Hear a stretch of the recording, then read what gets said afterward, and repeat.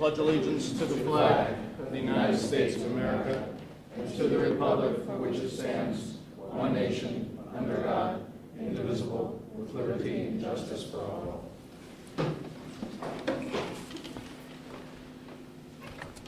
Okay, can I get a motion to accept the agenda, please? So moved. Seconded. All those in favor? Aye. Aye, 5-0. I'd like to turn the microphone over to Dr. Harrison for his superintendent's report. Good evening, everyone. A number of things to report on this evening, and first, two items are related to curriculum and instruction. In the district, we've undertaken some initiative in two very critical areas, the first being technology, and the second being the mapping and documentation of our curricula. Last week, Dr. Kaur, Mr. Lubinsky, who's our technology coordinator, and I participated in a Quad Villages shared service collaborative meeting to begin to explore opportunities and possibilities for us to complement one another's technology efforts. Our first effort is going to focus on how we can provide support for our teachers to develop their skill set and to help them be able to transfer more technology experiences into our school district. I think there's going to be a lot of tremendous potential from this. We've already scheduled a follow-up meeting in the next 2 weeks to begin to identify opportunities for our staff. On another item that we've been working on, and Dr. Kaur's been doing a fine job in leading, is the curriculum mapping initiative, where we're beginning to look at the scoping and sequencing of our curriculum, to look at how content is taught across grade levels, to begin to consider how we can provide comparable experiences from classroom to classroom. Tomorrow we're launching some training with our teacher leaders that are going to work in a turnkey fashion with many of their colleagues to begin to launch this initiative, where our teachers are going to begin documenting all curriculum through a web application. It's going to be a long and arduous process. It's going to certainly take a lot of time and a lot of thought from our teachers. But in doing so, we know we're going to have an end product of a much better, well-articulated curriculum. And in doing so, it will certainly translate to classroom experiences. So there'll be more to come on that front, and results within probably 2 years' time that we'll be able to report on some significant completion. Also want to talk to the board and public about a complex situation related to Race to the Top. As you know, Race to the Top is a federal education initiative that has provided a lot of incentive for many things that are impacting schools across the country, whether it's the Common Core Learning Standards, new teacher assessment models. It's providing lots of funding for underachieving students in schools. But one initiative that's associated in New York is a parent portal. The parent portal is essentially a database, a data dashboard, for a lack of better terms, where a parent or a child could log on to this platform and they could see their transcripts, they could see their grades, they could see their test scores. There would be links to additional resources that would help parents and students to better understand and better prepare themselves for their future. Sounds like a great concept. We already have a data platform related to our student information system. This platform has capabilities of being expanded to meet what those needs are that are spelled out within the New York's Race to the Top application. So herein lies a complication. The state of New York is, at this point, requiring school districts to choose from one of 3 different platforms, different vendors that they have contracted with. And in doing so, for the first 2 years, the costs associated with this are free. SED, utilizing Race to the Top funds, are covering the costs to particular school districts. But there's no guarantees beyond year 2. Now, depending on the platform that you select, and if we look at today's costs, these platforms range in cost from anywhere an estimated $35,000 to $50,000 per district to be able to maintain these data dashboards, as we refer to them as. So when we look at where we are today, we're looking at possible expenditures that we would have difficulty accounting for. When we consider that in Race to the Top funds, the district only receives $2,981 per year. So we look at year one, year two, we're in a position whereby we have a nice new service, a service that will certainly maybe a little more user-friendly, may look differently than what we have through eSchool Plus, but a service nonetheless that will duplicate a lot of the services that we already have before us. So it'll look nice for 2 years, but at the end of the second year, it's uncertain what fiscal limitations are going to be presented. We certainly know that we're not going to receive an increase in funding. Therefore, I have great concern, as do a number of other school districts through our region, other quad villages, other districts such as Rhinebeck and others are seriously contemplating and considering not participating in this initiative, and are suggesting that districts like ours give back $2,900 because of the potential savings, recognizing that we'll be able to provide comparable services with our platform that exists today in eSchool Plus. The past couple days I was attending some workshops, and I had the opportunity yesterday to speak with Deputy Commissioner Ken Slentz. And he and I have been in communication since that meeting, and I have expressed our concern and told him that we need some assurance. We need assurance that we cannot incur this underfunded or unfunded mandate, because it'll have significant impacts on our students, our programming, and our staff. If the intent of Race to the Top is to increase student achievement and increase student opportunity, well, they're going to put us in a position where we're going to have to reduce our investment into our students by over $30,000 in an estimated 2 years' time.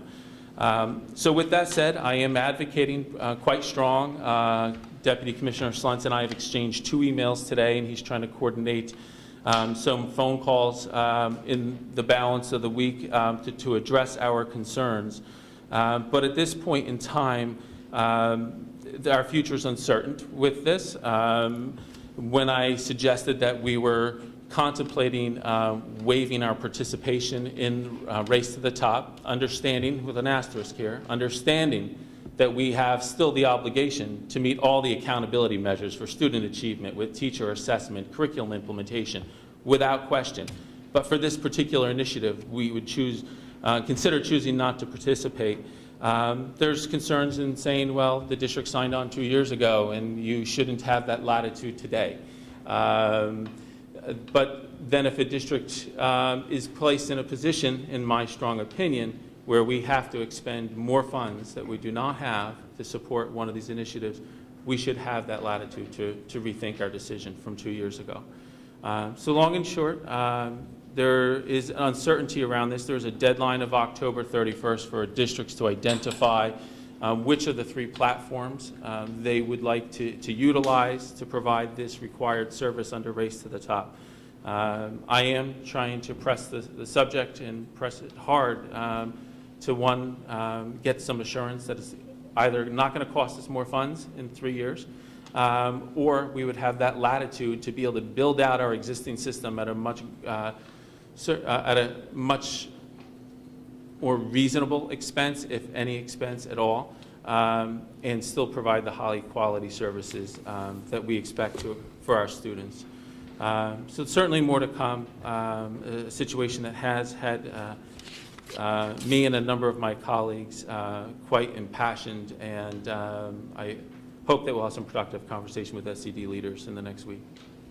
I mean, just to give you some history on Irvington, on Race to the Top, I don't know if any of you will remember this, but initially we voted not to participate as a district. And it was, the state was asking districts to agree to exactly this is exactly why. We were concerned that they were asking you to sign into something that they hadn't identified in the future. And we as a district were very concerned about that. So our initial vote was no. And then what happened is New York State came back and they said, well, we have all this money and we're going to start distributing in all this money. And if you voted no, you know, it's almost like they did a PR campaign, be aware that your district won't be eligible for the $50 million or whatever it was. So at that 2,900. point, right, it was, well, but it was, they gave, well, no, they had a multi-million-dollar figure that they distributed, but because of the wealth calculation, we get very little.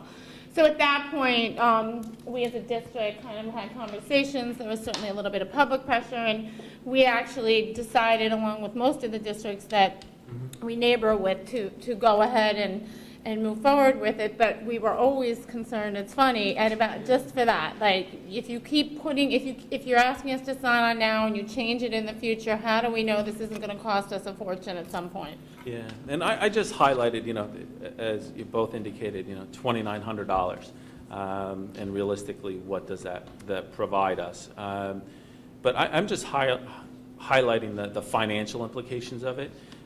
There's many other costs associated with this. So we're looking at one individual, essentially Jesse Lubinsky, who is responsible for managing and populating a lot of the data that staff all across the district are entering and managing that. So we're looking at a parallel structure, a parallel process here. So we're increasing his workload dramatically. That there's going to need to be training for people involved, whether it's parent education, student education, to help folks understand what this tool is about and how it can be maximized. There's also, with any technology, ongoing support that's needed. So there's a question, does it require additional staffing? And of course, the costs associated with that.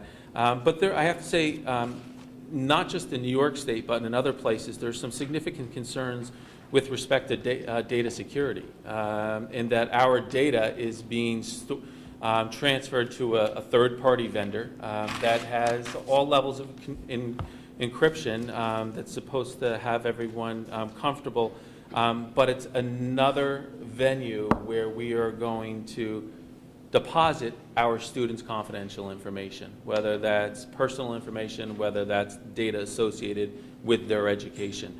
And there's a lot of communities that have objection on that front as well. So the history, Mrs. Kerner, is certainly appreciated, and it's one of those, we like to see things come full circle sometimes.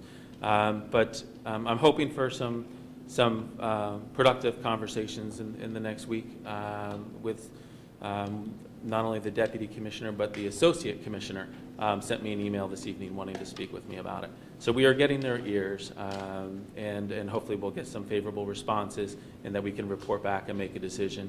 But in the interim, I can say that the Lower Hudson Regional Information Center, the RIC, is beginning to prepare some webinar opportunities and some training opportunities for districts that are in our position to be able to sit back and evaluate the three options that are before us, so we can select which we may think would be a better match for our respective communities.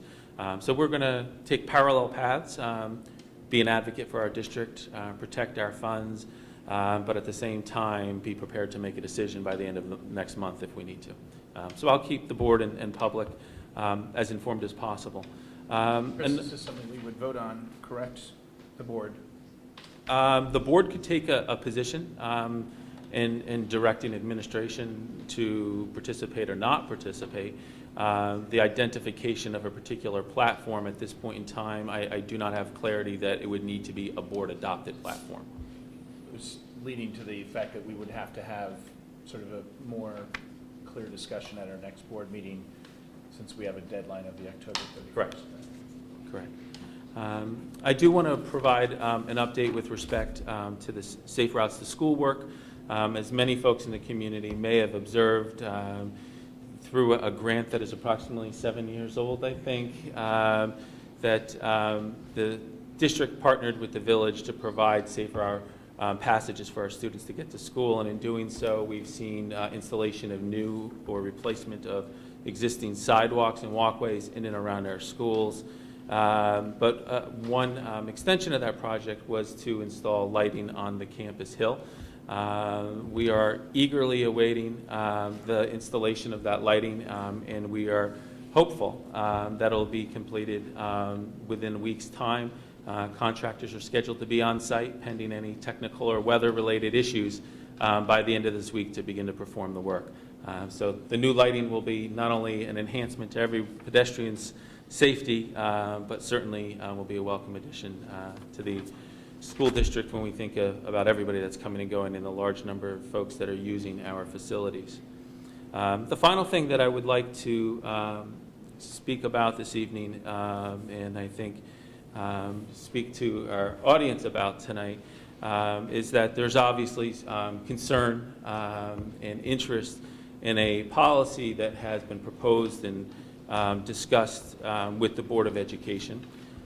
This policy pertains to school-sponsored student personal expression. And I do want to clarify a few things and share a few thoughts around the subject. And the first thing to speak to in my mind is what the policy development and approval process looks like. And in doing so, there's some traditions or protocols associated with it, such as a first and second reading. When policies come up for revision or are introduced, it's often as a result of changes in legislation, as a result of case law, recommendations of our council, or through the recommendations of the New York State School Boards Association.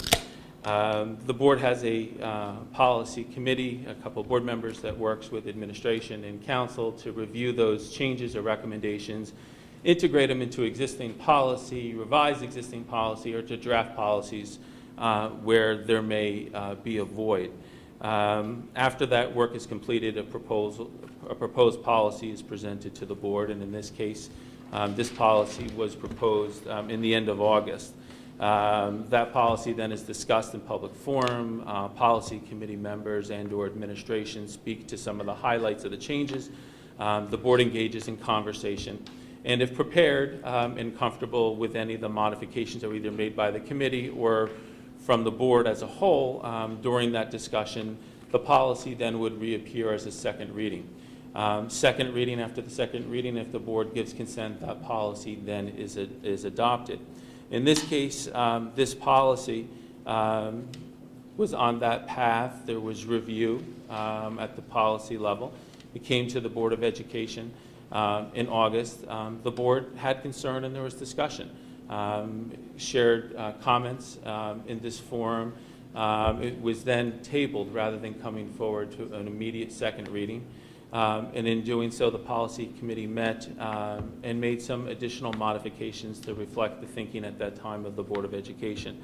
That policy does appear on the agenda this evening for discussion and that prospect of approval based upon, I know, concern within the community coupled with the discussion or desire for ongoing discussion at the board level. I think it would be likely to see that this policy is tabled this evening. But I do want to say, aside from that, and understanding that this is a difficult subject, it's a subject that so many are passionate about, me included, but that we certainly recognize and value and encourage the rights of our students to express themselves in our school environment, in their everyday life, and that this policy is certainly not aimed at stifling student speech in any way, but it's being considered by the board to ensure the right of students to express themselves, and that right is balanced against the rights of other students to make sure that we're being able to educate everyone in an environment where that educational process is not being disrupted or interfered with. It's a difficult balancing act, and it's one that I think is resulted in your attendance tonight and your participation and comment this evening, but has also resulted in that change of path of this policy's approval that I acknowledged in my opening remarks on this. So tonight I anticipate that we're going to have some meaningful dialogue on this important policy, and that we're going to hear important comments from our public on the subject. And I have to tell you that me, as your superintendent, and I believe our Board of Education, as the leaders of this district, are committed to making sure your voice is heard. And we want to be able to connect your thinking and your thoughts with the work that's being done. But to, again, use the word that balance, to balance it with the obligations and the charge that this administration and this board have to protect the rights of all of our students and to protect the interests of the district. So therefore, in a short time, we're going to hear your comments. The board is going to have their own discussion. But I also want to say and say to our students that are in the audience and those maybe watching at home and those that we'll convey this message to in the near future, that I have a commitment to you that I am going to provide an opportunity for you to have conversation directly with me and board, to share your thinking, and we will try to do so in a manner that would give you a forum that would be convenient and enable students to come after school hours. So this is a conversation that we're committed to. We're committed to listening and making sure that at the end of the day, if and when this policy is implemented, it's done so in a thoughtful manner that has given consideration to all of our stakeholders. But with that said, Mr. Grados. Okay, thank you very much. I guess we'd like to move on now. The audit committee met prior to this meeting to receive our very favorable audit for this last year, and we've asked Tim Doyle from the Bonadio Group, or Bonadio Group, to present the public with a high-level overview of our, yeah.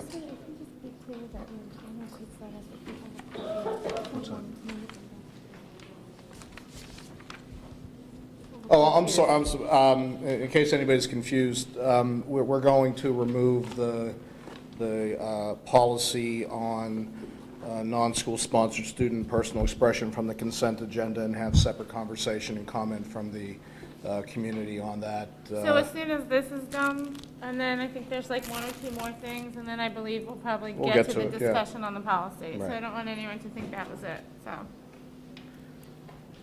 Sir. Thank you for having me tonight. I am Tim Doyle with Bonadio, your auditor. First, I'd like to start off with thanking the business office for their assistance in completing the audit. We've recently completed your audit and distributed 4 deliverables to the board. They include the audit of the district's basic financial statements, the extra classroom financial statements, an internal control matters letter, as well as the required communication for your audit. The district did not require a single audit this year, as they did not expend $500,000 in federal expenditures. In performing our audit, there's 2 distinct stages that we perform the audit in. The initial stage is a preliminary stage where we gather information about your internal controls. We interview key internal control areas, such as your payroll, your receipts, your general disbursements. And we have interviews as well as selecting a sample of transactions which we test to ensure that your controls are in place and establish where the riskier areas are and where we should focus our attention. Following that and review of certain items such as board minutes and things such as that, we then develop a plan for the audit in terms of how we will test certain areas. The tests include analytical reviews of the financial statement balances, tests of the key controls, as well as confirmation of state and federal revenues. Additionally, we compare certain items to third-party documents, such as board documents, or bond documents, I should say, and actuary reports. It's just sort of a summary of the types of things that we do in the audit. Obviously, it's not all that we do. We issued an opinion, which is our responsibility in the audit to issue an opinion on your financial statements. On your basic financial statements, we issued an unqualified opinion, meaning that there were no material misstatements found in your financial statement. An unqualified opinion is the highest level of assurance that an auditor can give on the financial statements. We're also required to issue a governmental auditing standards report with your audit. That's required in any governmental audits, and it requires us to report on two significant areas. First, the internal controls over financial reporting. We're required to gain an understanding of those key controls that, if not operating or not in place, could result in a material misstatement, and report if there are any material weaknesses or significant deficiencies.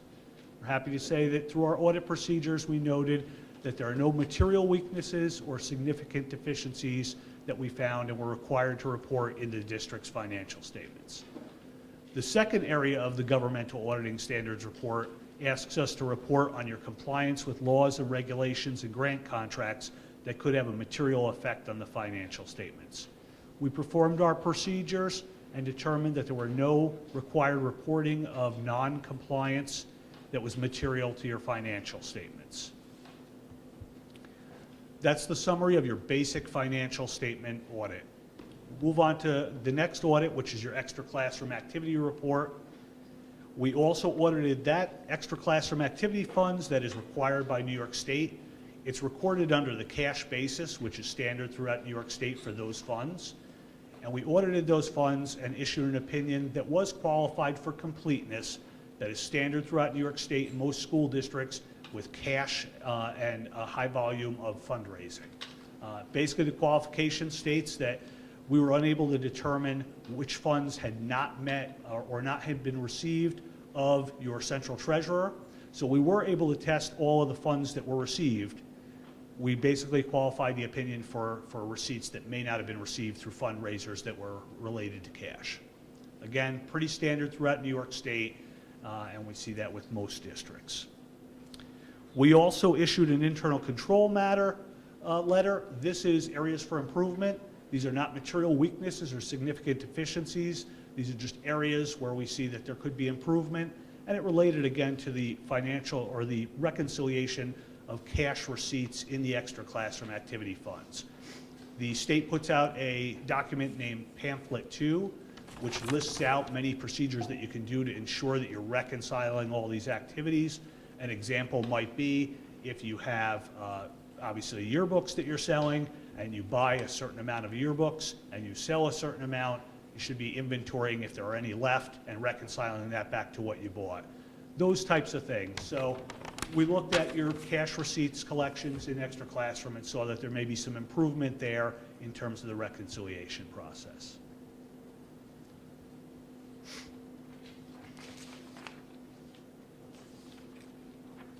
The district implemented one new accounting standard this year, GASB 63, which we explained to the audit committee. The primary effect was renaming net assets to net position. It's a new required standard that all districts will need to implement this year.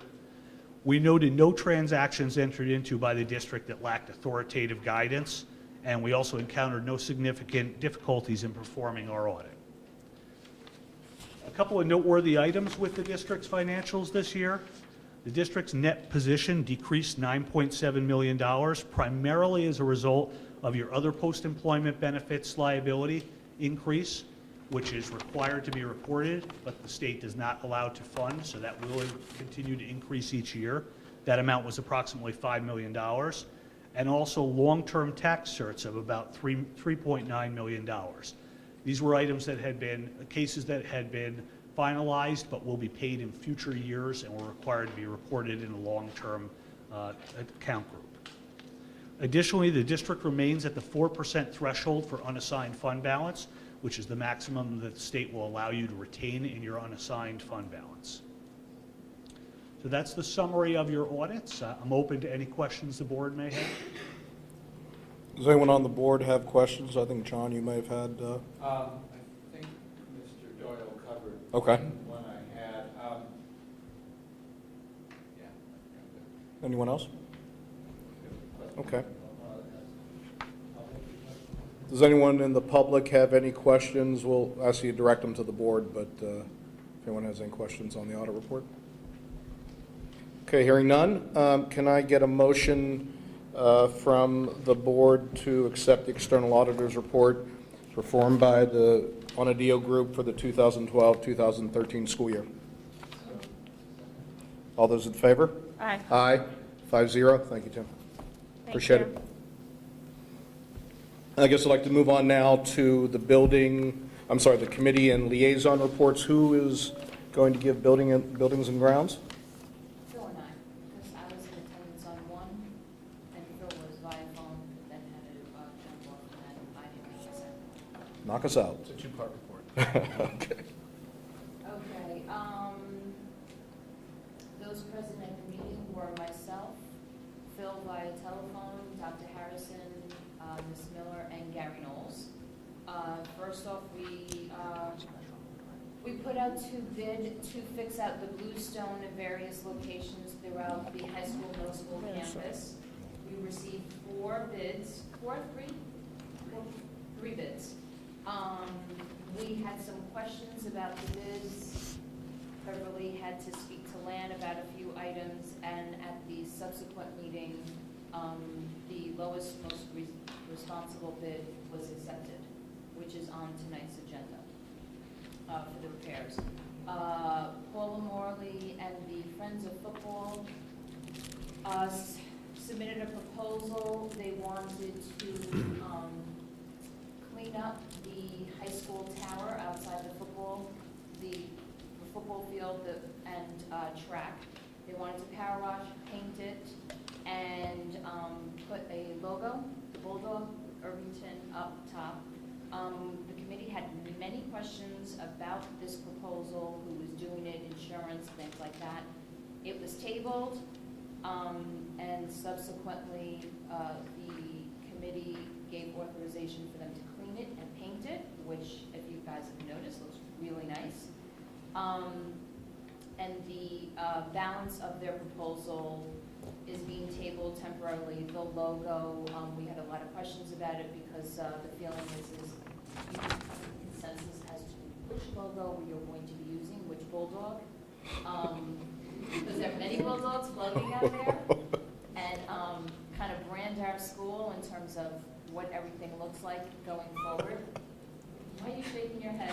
Well, we talked about this last year in the communications committee. and, Need this to be didn't we an talk about agenda item. figuring We could out have people what coming in brand? to Yes. vote on which So bulldog. maybe that's something that the buildings and grounds could run by, just so that everyone's in alignment on that Absolutely. before we. Yeah. We Well, did, now that we have so many Yeah, kids here, we might be able to yeah. settle this tonight, right? We can get all the We don't have bulldog the votes. logos. We don't have the logos We with don't us? have the logos. So that portion of the proposal was tabled.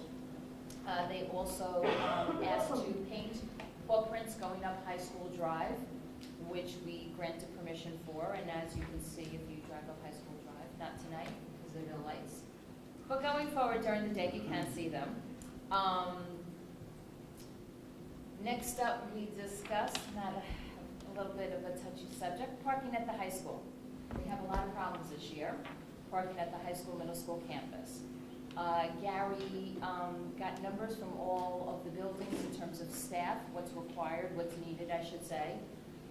Included in that number were the parking passes that were given out to high school students. And then he counted up all the spaces, and we're short. So it was being pushed back to the 2 building principals to come up with some strategic ways on how to figure out, because we have to pull some of those parking permits from the seniors, there's too many parking.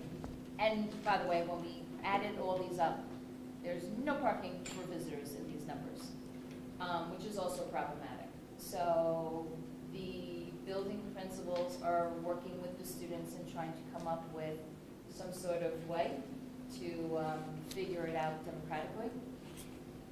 And we're waiting to hear back from them on that, but they're dealing with that. And then last year, the Buildings and Grounds Committee had installed or recommended to install the windows at the new high school, no, excuse me, at the middle school, pushed out. They pushed out very far out where someone could climb in and out of a first floor window and could fall out of the second floor window. That's how far they pushed out. So new hardware was installed in these windows to limit how far they can open up for safety reasons.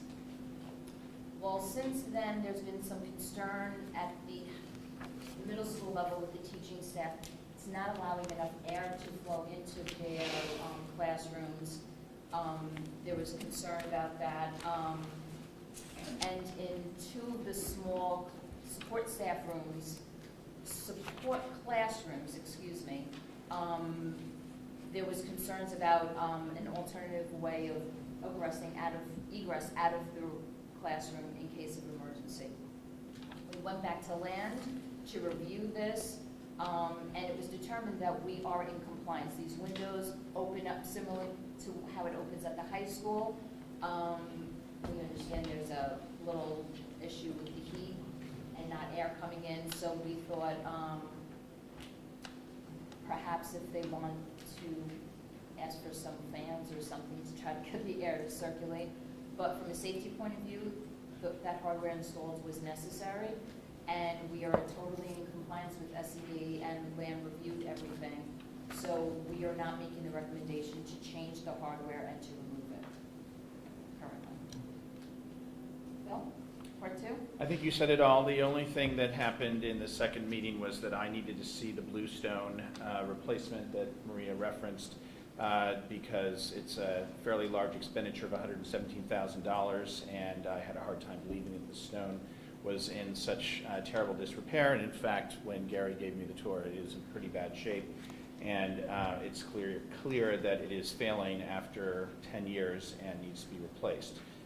With that, it is now on the board, on the agenda tonight for board approval to approve the bid. And then lastly, in our meeting, we also talked about the lighting project, which Chris already discussed tonight, so we don't need to discuss it any further. It's just we're all going to be looking forward to having real lights on our hill approaching campus.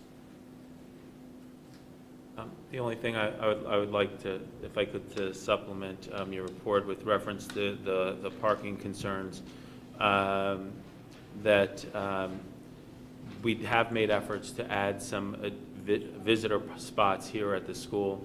Immediately when you come up up the hill, directly in front of the steps or directly beside the steps, historically Dr. Mosenthal and others parked in a couple spots there.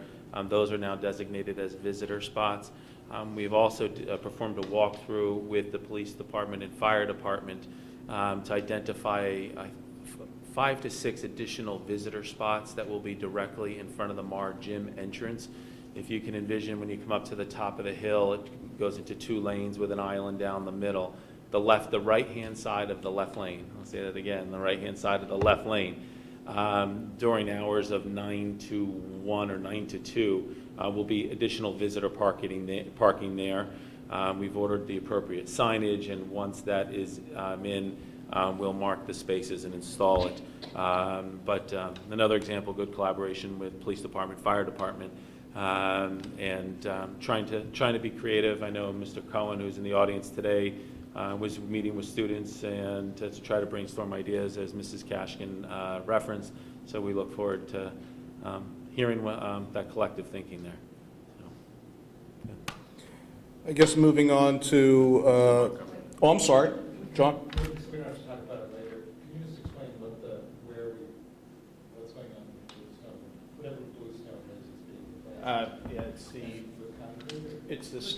it's the stone that's at the entrance to the auditorium in the middle school, our campus theater, the campus theater. And the Yeah. atrium. And the atrium, and in both places, it's cracked, and particularly around the atrium, it's completely, tilted at angles, and apparently in the wintertime, with frost heaves, it's much worse, and it's actually a potential threat to safety because a student could easily trip and fall. Yeah, and We're replacing with concrete. And apparently, which is better. yeah, it's not as handsome. Right. It's really just 2 more. Apparently, there was even a difference of opinion 10 years ago when they put the Bluestone in, that some people with the district felt that it was not the best way to go, and our architect at the time was very determined to do that, and the decision was made 10 years ago, and now we're undoing it. Can you speak up? The Bluestone, 10 years ago, the Bluestone decision was a bad decision. Putting in concrete this year will be a better decision because it lasts a lot longer. It will not be as attractive, but in this case, makes sense to have something that is safe rather than attractive. Is that clear? Yes, thank You're welcome. I guess moving on to policy committee, I guess I'd like to ask Mrs. Kashkin to give that update as well, since I was just available by phone. But I do think that I want to thank you personally, and I think the community owes you thank you. This is we all volunteer our time, but you've been very busy on our policies over the last week and dealing with comments from the board, the community, and also interacting with the administration and council. So thank you for all the time and pulling all of this together.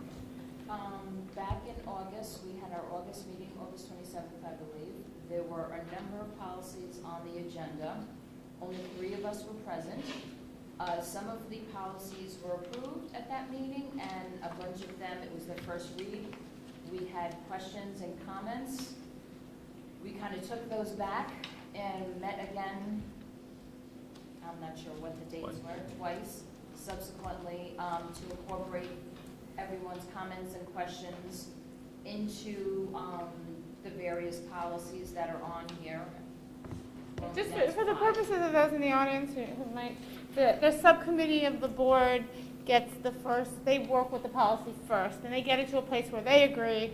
They then send it to the board for what Chris had referred to before as the first read, and then the second read.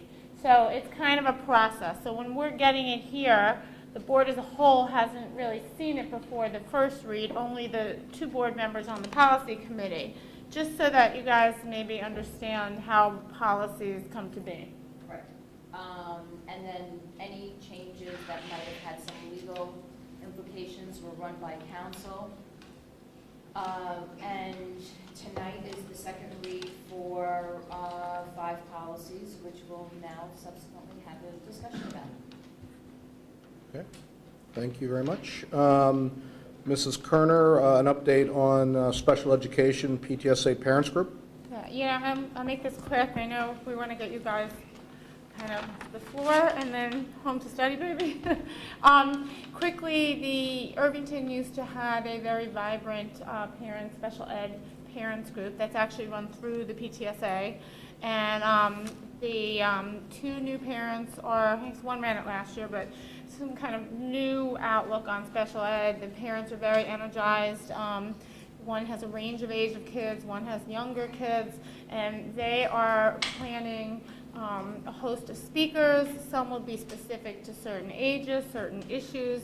Some will be maybe more general for the population. But I think it was just exciting, and I want to help get the word out that I think they're really going to try to reach out and provide support to parents who might not know where to turn. So if anyone has any kind of wants more information, they can go to the PTSA website. And I actually just went on Google and typed Irvington Special Ed Parents, and I was actually taken right to one of my first choices was the link on the new PTSA website and their page. So I just wanted to get the word out. It was really exciting to hear. Great. I guess we'll move now to community commenting on items that appear on the agenda. I understand that many people want to speak about the policy regarding expression. I'd like to limit comments to about 2 minutes or so. I'm not going to be too firm on that, but we'd like to get everybody in who wants to say something. And then as Chris mentioned earlier, Dr. Harrison is going to schedule a meeting with members of our policy committee, himself, with the students. And when will that be? Hopefully members of the board could go too. The members of the policy, well, we can only have 3. We can't have 3. Well, but I would like to suggest, frankly, that it's such an important issue that if we hold an open meeting, it could be, however, it needs to be a board meeting, and that way whoever on the board wants to come should come as well. It seems like it's a little bit broader of an issue for the community than simply the policy committee at this point. Just do a special board meeting. Yeah. Exactly. Yeah, And so- you could do it any time of day. It doesn't have to be. It could certainly be right after school for the kids and hold an open board meeting, and just that way anyone could attend who wants. So. You may want to consider somewhat broader than just this policy and how to write this policy, but the general issues of speech in schools and education, what our values should be. I think, you can use the mic, Mr. Montgomery. Sorry, I just wondering if we should broaden out the subject of that meeting to broader than just the specifically what's in this draft policy, but to any more general issues people want to raise regarding speech in the schools and what our views on it, what our values should be about speech. Because I think it's a broad issue and a critical issue. I was going to say that we'll work with Mr. Cohen to identify a day in the next week or so that would work well, so we can try to avoid any number of conflicts or minimize the volume of conflicts that may be present for our students. And then when we identify the day, we certainly will communicate it broadly and convey it to the board. And if appropriate, Mrs. Kerner, we certainly would have it as an open meeting of the board. No concern about that. Okay, if anybody wants to approach the microphone, and again, if you can keep your comments to around 2 minutes, that'd be much appreciated. Sorry? Yeah, if you could just identify yourself and where you live in the district. My name is Jeff Tamarin. I live in Richmond Hill.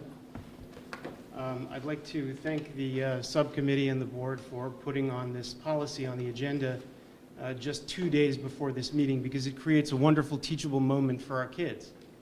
What it does is it causes these kids to come out and circulate petitions, post on Facebook, express their thoughts, things that would have been completely prohibited by this policy.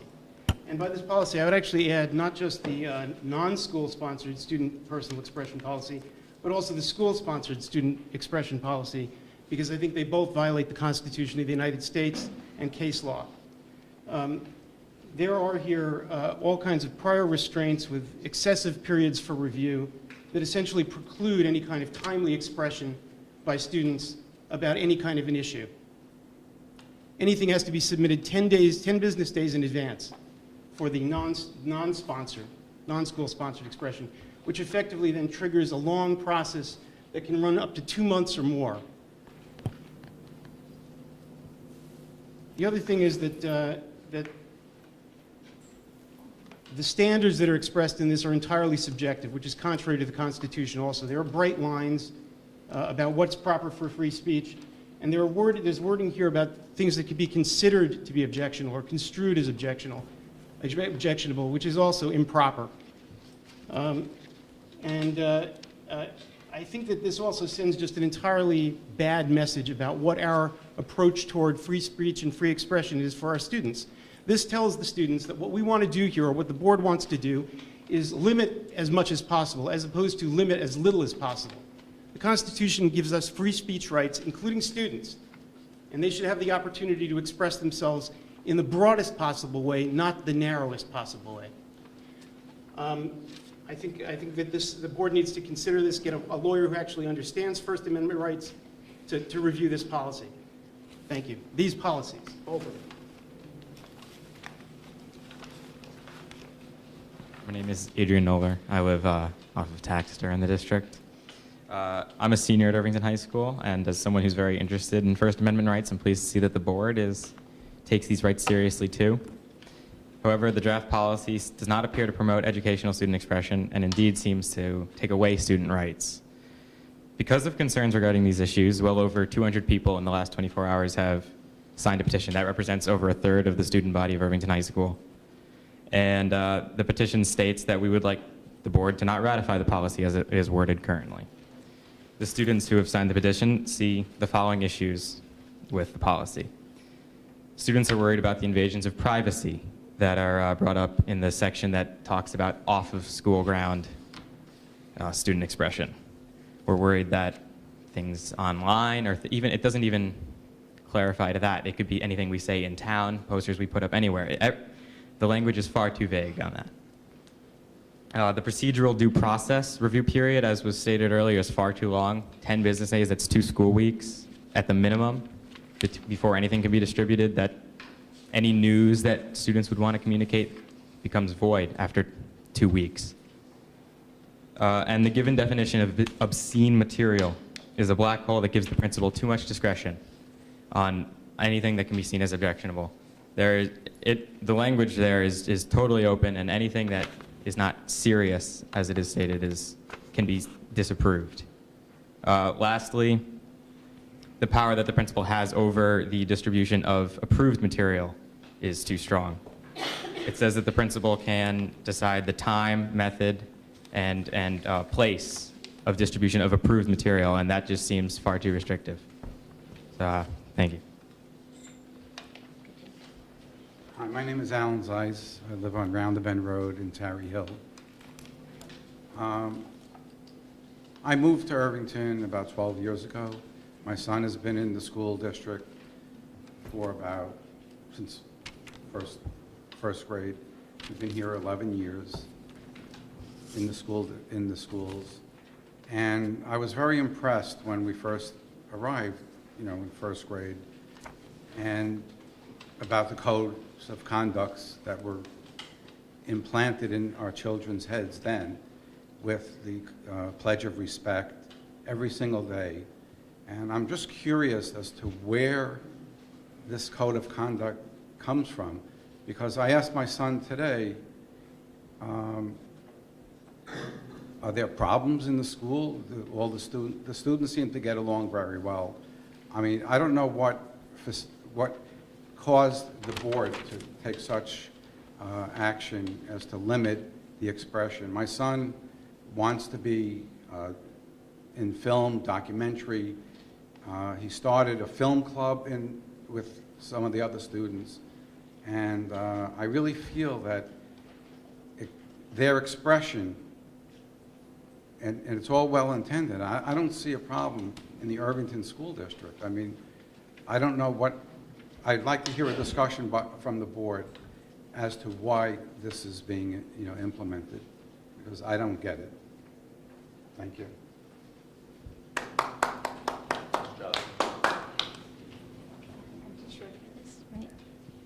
Hello, my name is Sharon Hammer, and I live in Richmond Hill. My husband is Jeffrey Cameron. We're the parents of both former and current students of the Irvington school system. You can't hear me, right? Okay. I'm How do I having a make hard this? time hearing you. Is it not on? Is it? I'm telling you to get it here. It's on. Okay, maybe I just need to be closer. Do you want me to repeat that? I'm Sharon Hammer. My husband is Jeffrey Cameron. We live in Richmond Hill. We're parents of both current and former students of the Irvington school system, K through 12, all the way through. I took a look at this policy, and it raised some really immediate critical questions to me. I wondered, in reading it, looking at the broadness, looking at the unconstitutionality of it, I wondered immediately, was there a pre-existing model, if any, that was used in drafting this language? Did anyone on the board or their council do a line-by-line analysis? Did you survey policies that have been adopted in neighboring districts, in other districts in New York State, in other states? Who's your legal counsel? What's your legal counsel's qualifications? What's the level of expertise regarding education law, First Amendment law, students' rights? Did the lawyer or anyone on the board think to consult the ACLU or the Student Press Law Center to make sure that you're being sufficiently mindful and respectful of students' rights, especially in light of the issues that came up with regard to student expression last year that arose in front of this board? So those were first questions. The next thing that struck me was, again, what everybody else here is talking about is the due process, the language in this policy is so far beyond what the board gave to our kids and to us and the public in terms of notice for comment on this policy. Everyone now is saying, we're all acknowledging that the public agenda notice was posted 2 days ago for this policy. You said that you all met before in August when school was not in session. So when you look at that, our kids rallied tremendously in the last 2 days. They circulated petitions, they used Facebook, they used their creativity to create posters. What you guys are allowing them is 2 days. What you guys are expecting in this policy is that you have enormous amounts of time to review policy, or to review what the students are putting before you that they would like to have in the public. That seems really out of balance, and that's really something that I think you need to think about in terms of providing more time for public comment when there are things as serious as this on the agenda. And I hear you now saying that, yes, you're going to do it now, but had we not come forward with this level of force, that would not have been the case today. Could I stop you right there? I think you want to address that, because I think you didn't hear what Dr. Harrison said. This policy was first on the agenda in August. This was not something that was slipped in at the last minute to only provide the public with 2 days' notice. That's just not factually correct. In August, school was not in session. Let me extrapolate even more, because the policy was on the agenda in August, and that board meeting went really long, and summer meetings generally, in the past, I won't say generally, in the past, for my tenure on the board, my 8 years, summer meetings aren't usually so policy heavy. So we decided at that point that we didn't even get to discuss that. I never have said a word on it publicly, because the meeting was running so late that the suggestion was made to the board. Perhaps I never talked about it. I know you did, but I didn't. And they said, if anyone has any other comments, why don't you send it back to the policy committee? They'll try to see if they could work it in, and then we'll reconvene. And so even though, as Chris said earlier, this is a second read, it's actually not truly a second read, because, as I said, I never talked on it. You could watch the meeting, and plus the changes were made based on comments. So this is really the first opportunity we as a board are having with the revised policies to read and comment. So rest assured, as Chris also said, that I think we want to have a discussion. We want to have it publicly. We want to hear your comments. I do not think tonight, given where we're at, we're going to be approving this at all. I understand that. Okay. That's not what I'm saying. But I'm saying that, am I incorrect in assuming that 2 days ago, when this was on the agenda for tonight's meeting, am I incorrect in my assumption that you plan to have discussion about this policy tonight and to vote on this policy tonight as a board? Not necessarily? What does that mean? That we were going to, there were so many questions, it was essentially. We were going to have a discussion, and if it seemed like we were all in a place where we were ready, we would have a vote. As people, often that is how it goes, but sometimes if there's a lot of conversation, then it's tabled yet again. So I think yes and no. Okay, so yes and no, understood. It was possible that you would have voted tonight to approve this policy. And so that's a possibility, right? With public notice, once again, our kids were not in school in August. This came on the website agenda 2 days ago. So I just want to, and again, when you think about the level of prior consideration you want in terms of the amount of time you're proposing to review anything that the students want to put forth, you're asking for actually an unlimited amount of time when you look at the appeal process, because once it gets to the board within this policy, there's nothing in the policies that is, as it is written, that says that actually the board ever has to have a date certain by which they're supposed to make a decision on the appeal. So that's just the final piece that I want to say, which you're all aware of because I sent you a letter this afternoon, is that as concerned parents, we felt like there needed to be someone with more expertise in this area. And so we took this policy and we sent it to I'm losing the page now, Jeff,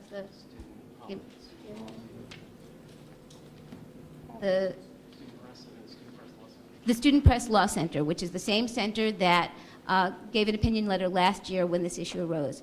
And we would like to share those comments with you. We have a letter which we'd be happy to provide to you. That should be part of the public record for tonight's meeting. Great, thank you. Thank you.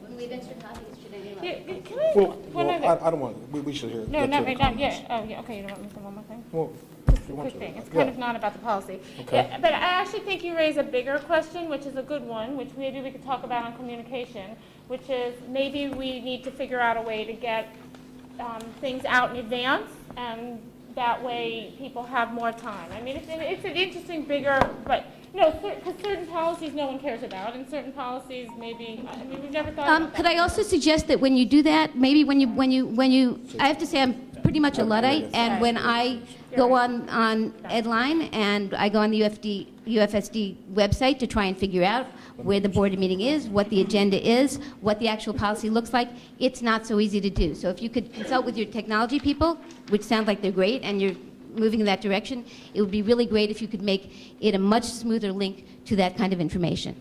Thank you so much. Dan Noller. Contrary to my initial impulse not to speak tonight, I think I have to. A point of fact is that you had this item on the consent agenda. That means you intended to vote on it and pass it. It doesn't mean anything else. There's no category of maybe we will vote it, maybe we won't. Thank you. All right, so I want to talk to you about a specific... Say your name, please, and where you live. Ben Seltzer, 90 Sycamore Lane, Irvington, New York. Very specific. So I'm going to talk to you about a specific concern the student body shares. Again, everybody who signed, the 200-plus people who signed the petition, and this is actually really close to our hearts. Students frequently campaign for club offices, and this is really the topic. So when a student campaigns or runs for an office in a school club, they don't plan a month or even 3 weeks or 2 weeks ahead. The decision's made on a whim, a newfound excitement about the club. They just found out about it. They want to get involved, and it's made maybe 2, 3, 4 days before. And in those 2, 3, 4 days, you're really excited, and you decide that you're going to make like posters on the computer and start putting them on the walls, and you really want to get involved. The content of these posters, very, very normal. It's just a summary of what you'd like to do with regard to the club, how you'd like to improve it. Never anything obscene. Just sometimes an inside joke with a class, clearly. So this policy would stop that motivated sophomore who just found out about Latin Club and wants to run for a PR office from running because he or she wasn't lucky enough to find out about the club 10 days before. Now, this is the case. The winners of these positions often find out about the club only a couple days before. So again, you'd be eliminating a group of talent. It would cause real problems.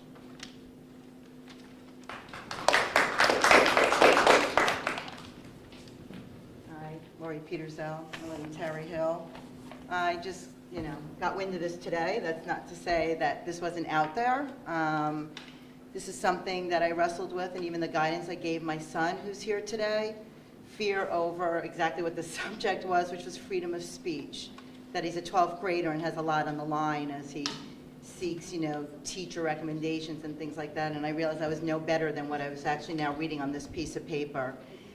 I strongly suggest you guys do not vote on this tonight. I think you need legal counsel. I think if you guys do your homework, you'll find that there's interesting cases that have been taken to our U.S. Supreme Court. One I just Googled, which is Tinker versus Des Moines. It clearly states that the students do not check their First Amendment rights at the school ground gates. You have to understand this is written in a way that is going to instill fear in our students, fear to express themselves. So much of this is vague. When I read the language about what happens even off-campus premises, and we have technology that allows for us to look and mine what people are saying, unless behavior and communication is violent, is lewd, or is obscene, much of what is in here is sad and unlawful. And it bothers me that I would watch my son in his final year be subjected to things in here that ask him to check his constitutional First Amendment rights at the door. And the last time I checked, we are not a community to put our kids in fear of expression. Thank you.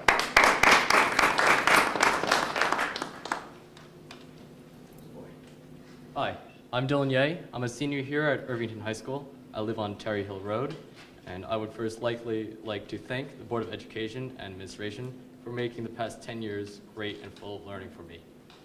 My learning here did not cover First Amendment law, however, so here's an excerpt from a lawyer.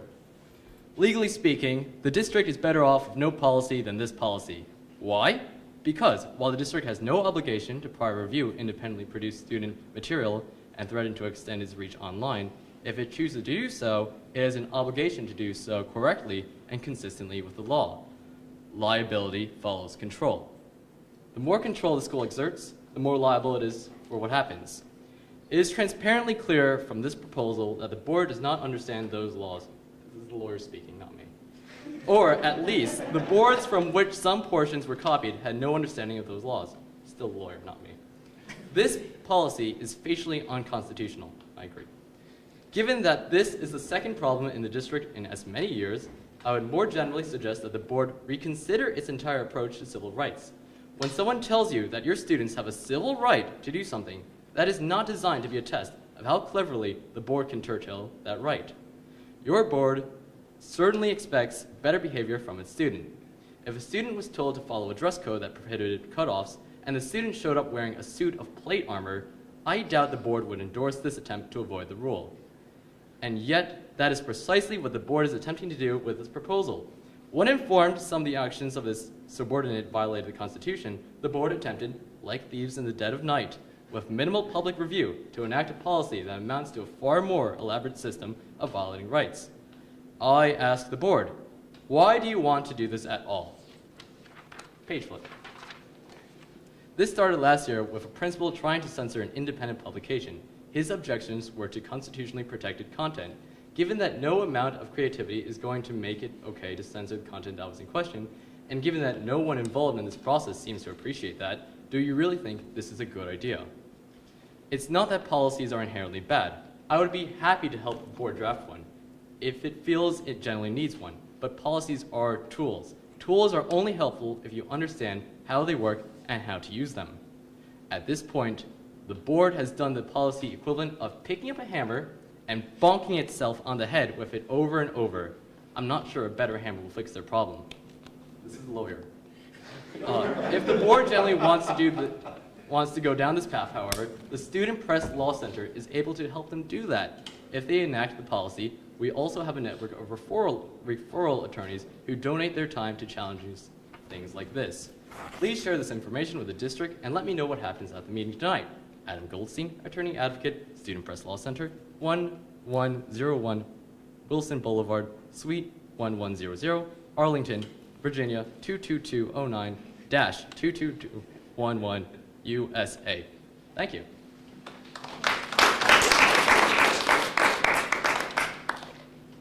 Hi, I'm Ari Bakar. I'm from Terry Hill, and I want to discuss about the subject. In what you're trying to do, you reference the Tinker versus Des Moines Independent Community School District. However, the attempted bill is in direct violation of that of the precedent set in that case. Like was said earlier, that case set a precedent that First Amendment rights are not checked at the school door. However, this bill tries to go even beyond that and check it at our house. This bill encompasses expression out of school and in school. And out of school, that means that any expression that we do would be covered through this bill. I feel like this, and many of my friends feel like this is a direct violation of our First Amendment rights, and how with this bill being enacted, there is legal precedent that the content in this bill is just generally wrong and against prior decisions from the Supreme Court. Thank you.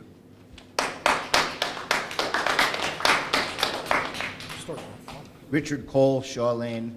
I would like to offer my applause to the students who came out tonight. I really think it's fantastic when young people take the opportunity to participate in this process. So I think I want to just give them a round of applause, all of them, taking time away from your school tonight. I agree with what's been said so far, but there's an additional point that I think needs to be looked at, especially concerning this off-school code. This is a further attempt by the district to disenfranchise parents. The school has no business dictating children's behavior off school property. The parents, we as parents, have the obligation to raise our children with good values, to discipline them when they mess up. It is not the school's responsibility. The school has a lot of other responsibilities which they may or may not be living up to. Educating our children, teaching them to read or write may or may not be happening. But when it comes to regulating their behavior off school grounds, that is the parents' role. And I'm really kind of upset at the continued effort of this school district and other school districts to disenfranchise parents. And I'm also upset by the fact that so many parents in our district are so happy to just abdicate their parental responsibility to the Board of Education. It's a sad state of affairs.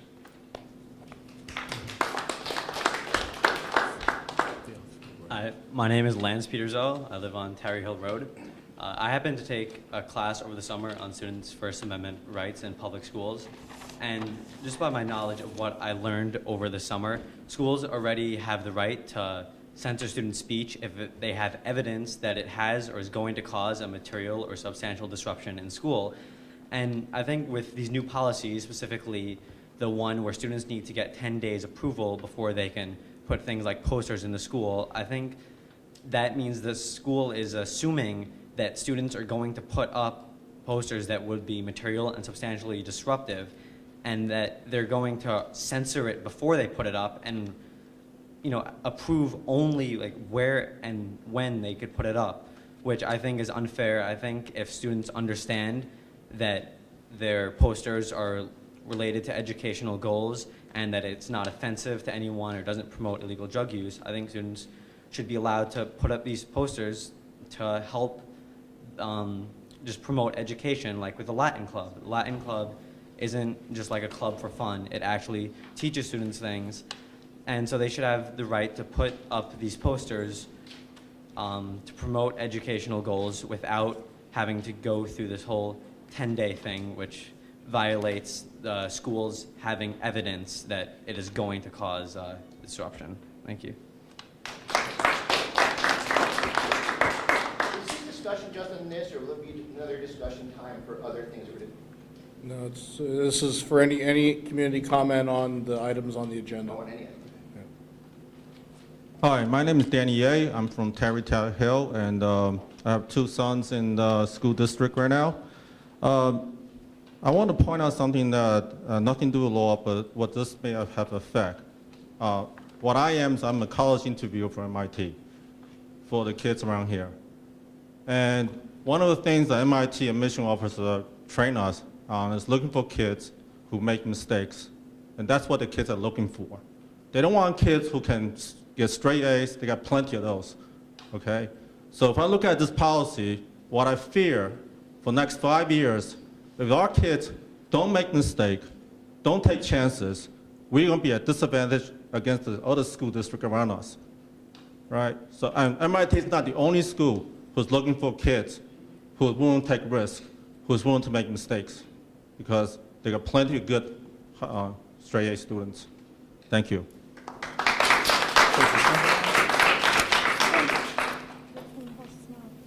Hi, I'm Bob Brantle from Mulligan Lane. Following on Mr. Ye's comments, I'm a little concerned that the dialogue that you're promising us is being initially structured as a First Amendment dialogue. The First Amendment presumes an adversarial relationship between the populace and the government. What we're working for here is a community relationship focused on education. The First Amendment absolutely has to be respected in this process, but the initial discussion should be, for the reasons Mr. Ye suggested and any that a teacher would tell you, the initial discussion has to be what is the pedagogically optimal situation. And I would suggest the pedagogically optimal situation is a system in which we maximize speech with appropriate protections.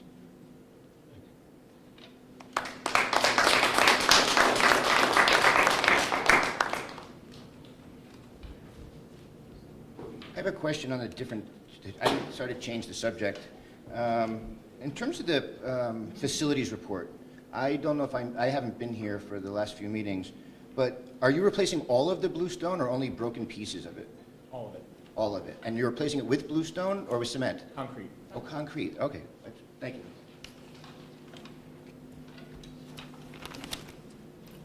Hi, my name is John Canning. I live on Ferris Street. Going back to the policy, I imagine that it probably won't matter too much one way or the other if you implement this policy. However, on the face of it, I think it's kind of insulting to the kids, first of all. Most of our kids are pretty good. They all make mistakes now and again. I think what you're doing is you're taking a teaching moment and turning it into a tyrant moment. I think that 10 days is the death knell for spontaneity.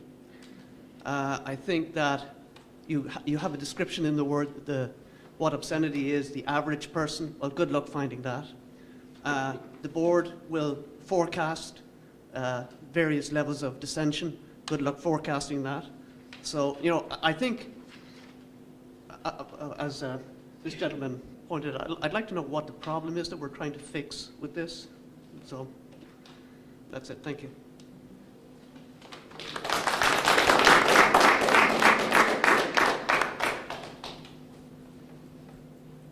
Is there any further comment before we move on? Given the last gentleman's appropriate comments, I think it's perhaps good at this time to ask you why it is you chose to write this policy. Well, we'll get to our conversation when we do. Any other comment? I do have a question now that we've all spoken. I go back to you. You said, I can't remember what you said, but it was an uncertainty of whether or not this was being voted on tonight. There's no uncertainty. We already said before that it's going to be tabled. We're going to table it, but we are going to have a conversation. Right, we're going to have a conversation about it. Thank you. Hi, Tori Weissel, 8 Washington Place in Tarrytown.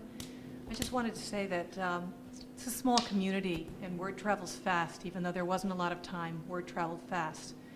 And I think it left people, parents in particular, scratching their heads and thinking of disciplinary actions and things that have happened over the last year, year and a half, and trying to apply it to the severity of the policy that's presented. And I think it comes across as the people in front said, really just abandoning the importance of teachable moments and learning from mistakes and showing that type of forgiveness and the challenge to move on in a constructive manner. And you've effectively taken a scorched earth policy under the auspices of protecting the school from litigation, but you've opened yourself to further litigation because there are just too many fine points that can be abused, overlooked, and it's not a teachable moment. It's not a teachable moment to the community. It's not a teachable moment to the children. And it certainly is curtailing the creativity of the administrators and staff as well.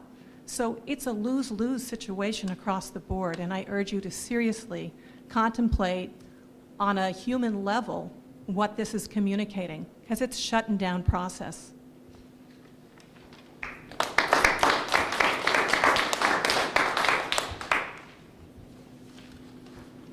Any other comment? Okay, thank you, everyone. Obviously, we are going to remove both, I guess, 8.2 and 8.3 from the consent agenda. 3 of them. Was it 3? I have 3 right here, like 737, 736. Whoa, whoa, whoa. I think it's unless the agenda changes. Yeah. Oh, yeah, well, yeah, I'm just, I'd like to take care of the rest of the consent agenda, and then we'll come back for the discussion, just to get. I'd almost rather we take care of this when people are here if they want to hear, and then. Well, that's fine, except that the consent agenda is going to take 2 seconds once we. Well, I have a question. I mean, it might not. There's things we're going to pull out. Can we have the discussion maybe for the purposes of just fluidity? Wait, there are other items that you want to pull out from the consent agenda? Well, I don't want to, I have a comment on one other policy. There's a word I'd like inserted, yeah. Just in terms of respect for people's time. Yeah, I'm fine with that. Okay, how would you like to kick it off?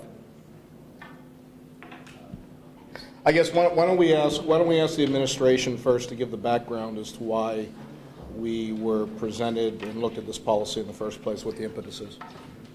When we look to, as I said in my remarks earlier, policy grows out of, policy revision or introduction grows out of a series of different opportunities. One being changes in law, whether that be legislative action, where new laws are introduced, existing laws modified, results of case law, recommendations that grow out of New Jersey school, or that slipped, huh? New York State School Boards Association, as well as our council's review of particular situations. That in this case, this is the genesis of a recommendation from council, who regularly reviews our policies and makes recommendations for changes. It was identified as an area that many other school districts have policy, and was recommended that we develop with the recommendation policy to inform this subject. Okay. So just to be clear then, so the impetus really came from a legal perspective from our counsel, from Ingram and Smith? Correct. And what was the legal issue that this addressed? I don't know if it grew out of a particular situation, but there, I can say that there were instances when this subject matter did surface within the past years with related to particular student situations. Did they ever tell us, do most of the districts in Westchester say have policies along these lines, or is this, I mean, I don't know if we've... Many of the districts that... Many. And I'm sorry? New York State School Boards Association. Can you maybe repeat that, what Carolyn said, Chris? Yeah. Carolyn Grimaldi, one of our attorneys from Ingram and Smith, is in the audience, and Carolyn indicated that most districts do have such a policy, and it's also a recommended policy by School Boards Association. Lest the public feel that we are mindless autocrats up here who don't review anything, the impetus or the form of the policy, is this also something that has been approached on a formulaic basis through various school districts and also NYSBA? Thank you. Do we have an understanding, just on that subject, do we have an understanding of why NYSBA recommends this policy? Well, I think it grows out of concern for balancing student rights, and obviously understanding that students do have a right to express themselves in schools, but that has to be balanced against ensuring that we're providing an orderly environment, that we're not disrupting the educational process, and that we're not infringing on the rights of other students in that speech. So, just to be clear though, I'm confused. Is NYSBA recommending that each district establish a policy, or is NYSBA recommending that each district establish a policy that reads like this policy? This policy is largely formatted from a NYSBA policy. The regulation, which talks about the time periods and things like that, that's something that's subject to obviously discretion and discussion, but the body of the policy is really something that comes from NYSBA, and it is in consideration of the constitutional case law in the context of the school setting. So has NYSBA been advised that this is constitutionally sound? I can't speak for whether NYSBA's been advised of that. I can tell you that when we receive sample policies from NYSBA, we review them to make sure that we're comfortable recommending policies like that. I've done many hours of research. I obviously took constitutional law in law school, so I am familiar with the intricacies of constitutional law. And I can tell you that although the Tinker case is a case that's cited widely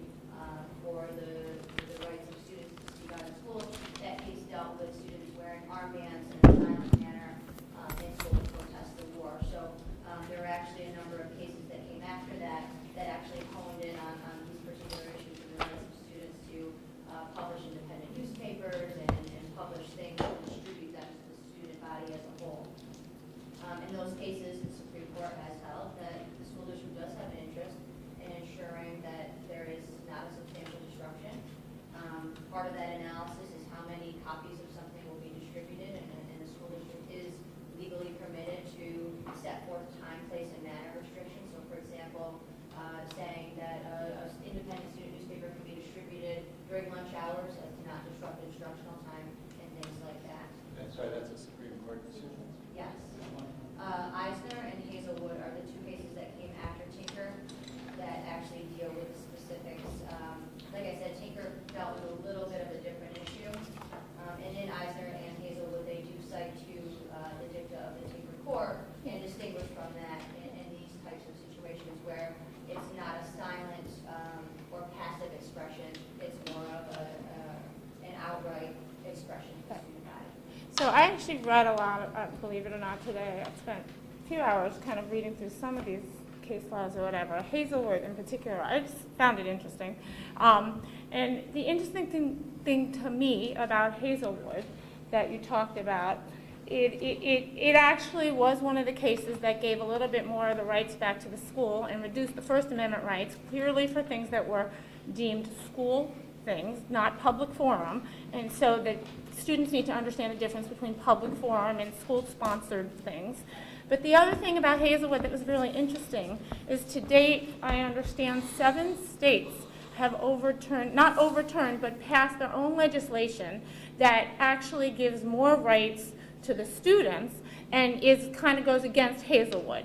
And that is completely within the jurisdiction. So what I kind of came up with after reading a bunch of stuff is that clearly there's a lot of gray area.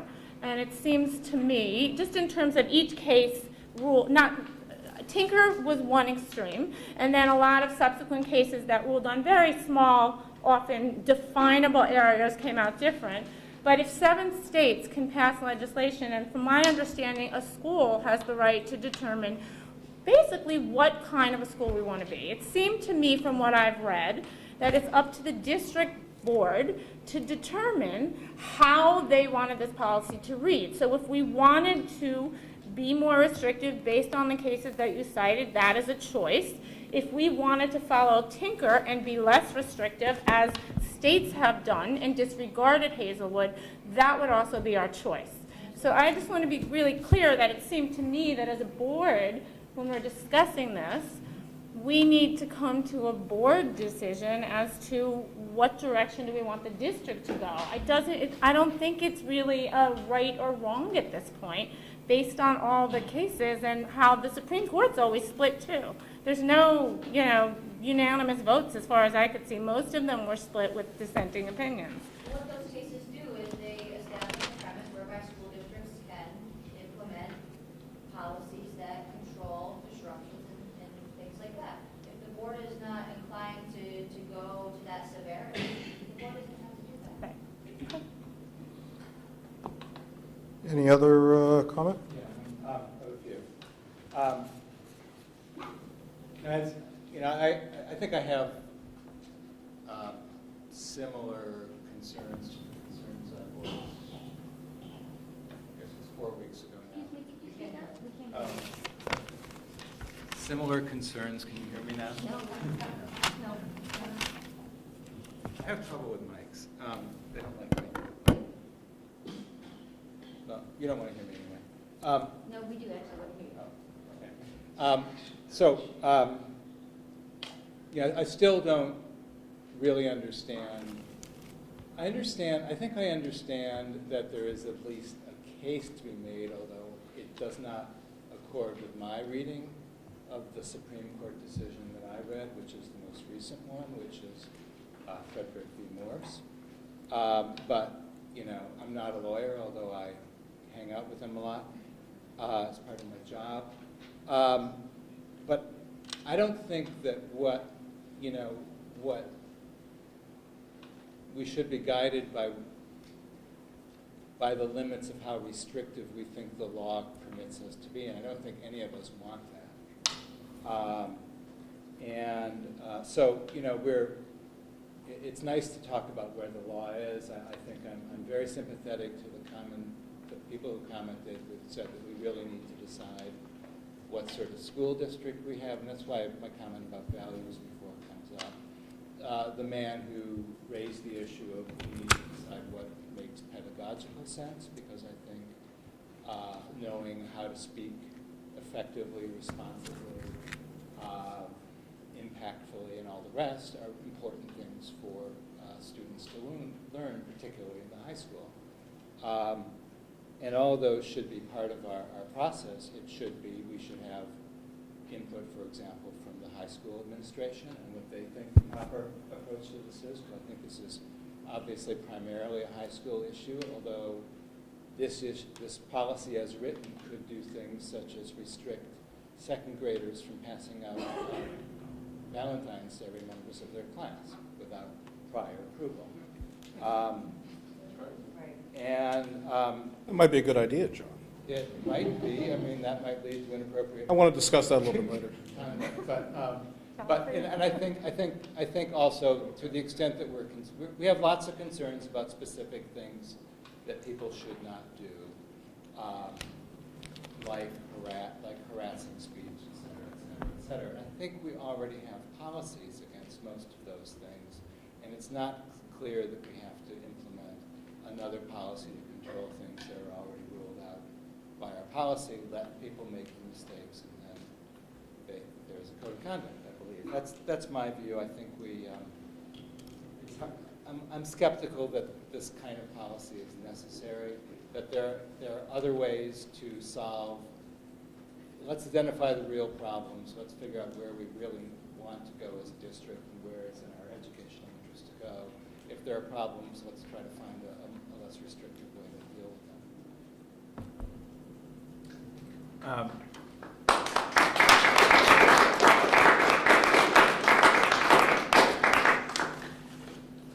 My feeling is that there's a process issue here, meaning I believe the board, the administration made some mistakes in scheduling things the way they did, which gave the impression that this was being rammed through.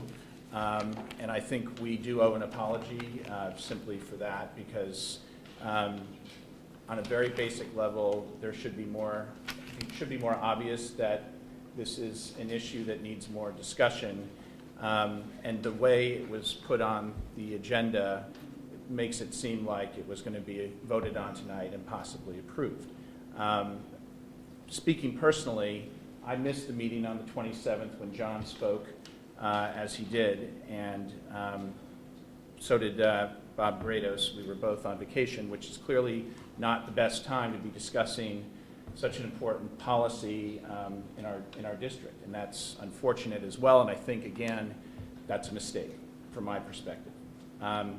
Now that I'm here, I actually agree very much with what John said, that I think having a highly restrictive policy that really takes quite a broad swath in terms of its scope is not really the spirit of our district. And I just like to remind people, I went to school here, and back in the 80s when these kinds of policies were really uncommon because we just sort of dealt with problems as they arose. We're a different world today, and we do need to have more policies.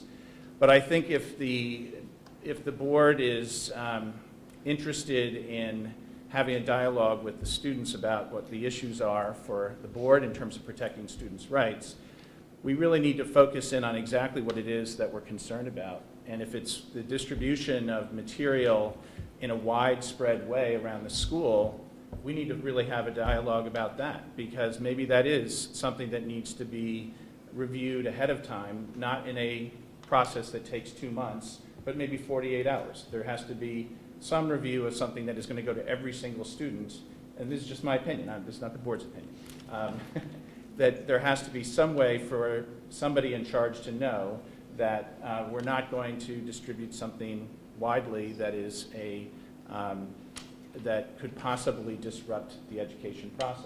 But that's a very narrow thing, and that's why I'm actually saying I kind of agree with John, although I know John didn't say it like this, which is I think we need to focus on the narrow issue and not be so broad in terms of adhering to to a legal perspective that may be defensible, but ultimately is not really what our district is about. So I, want to just sum up by saying that, if I'd been here in August, I think I would have said the same thing, and there would not have been nearly as big an audience. And I just think that going forward, we do have to be a little smarter about how we schedule these things so that we can be clear with our community about issues that are very important, and maybe telegraph that some of these issues need to be discussed before they become apparently ready for a vote.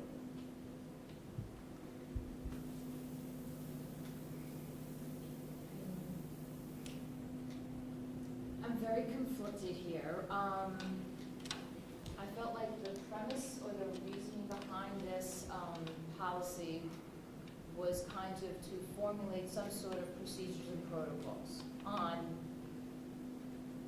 the distribution of materials throughout the schools. And it is narrow in certain ways. I do agree with that. Using your example, for example, handing out Valentine's Day cards, for example, about, the kids at an elementary school. But there does, I feel like maybe definitely has to be a middle ground, because there does need to be some sort of mechanism, something in place, checks and balance, whether it's necessarily a policy throughout the district or building level procedures. I'm open to any and all suggestions. But there does seem to be, something needs to be in place, I think.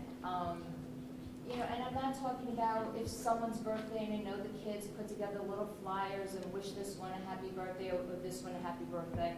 But just like we regulate, for example, who can have a bake sale when things get approved here. And that's kind of where I'm coming from.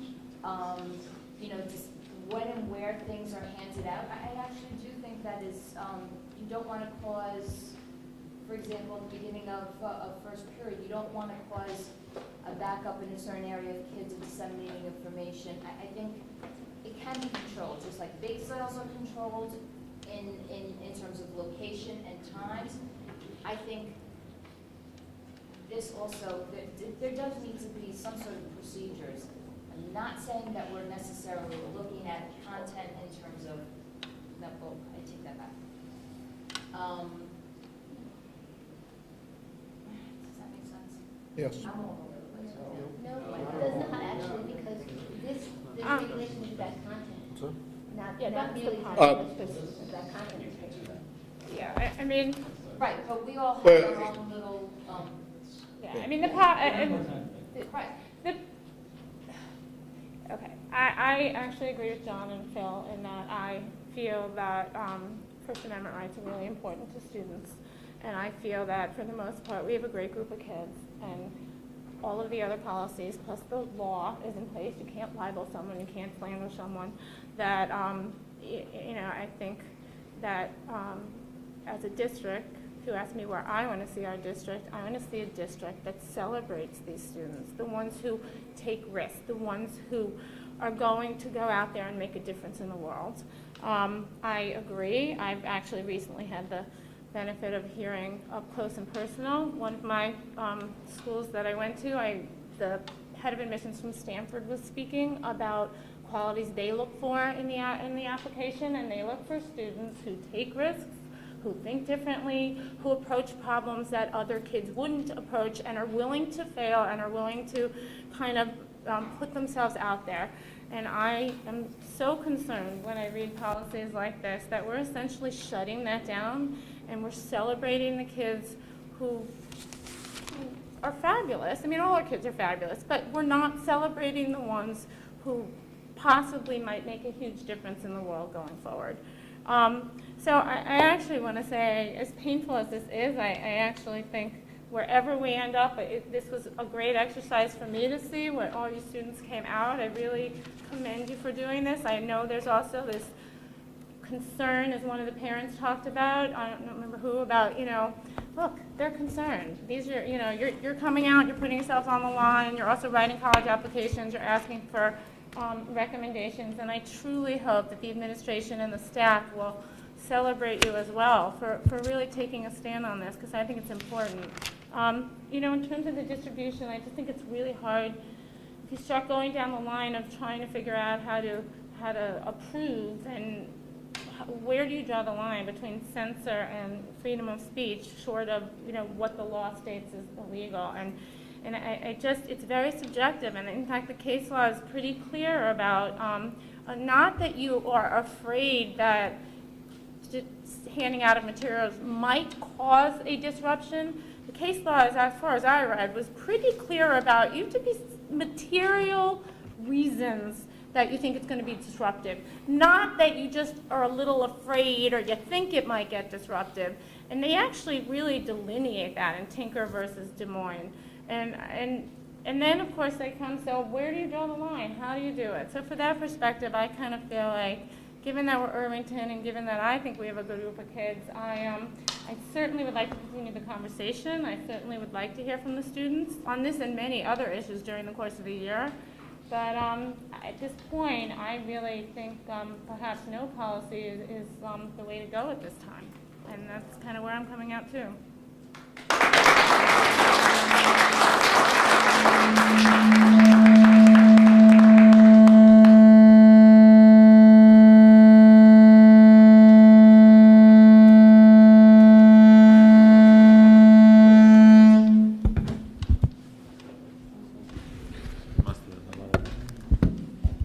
You guys clap too loudly. I guess for the purposes of at least my own sanity, I'll try to address why I think this is proposed in the first place. And it goes to show sometimes how hard it is to sit in our chairs and be administrators of a school district as opposed to being able to give our opinions. I think one of the gentlemen mentioned that the conversation shouldn't be crafted as a First Amendment conversation, but should be how do we best deal with our children and run our schools, and I completely agree with you, but the board didn't craft that as a First Amendment conversation. I don't think it should be. Over the last couple of years, there's been instances with students that have occurred that we're not allowed to talk about because we protect students' rights and student confidentiality. And without a policy, what we have found is that nobody knows what the rules are.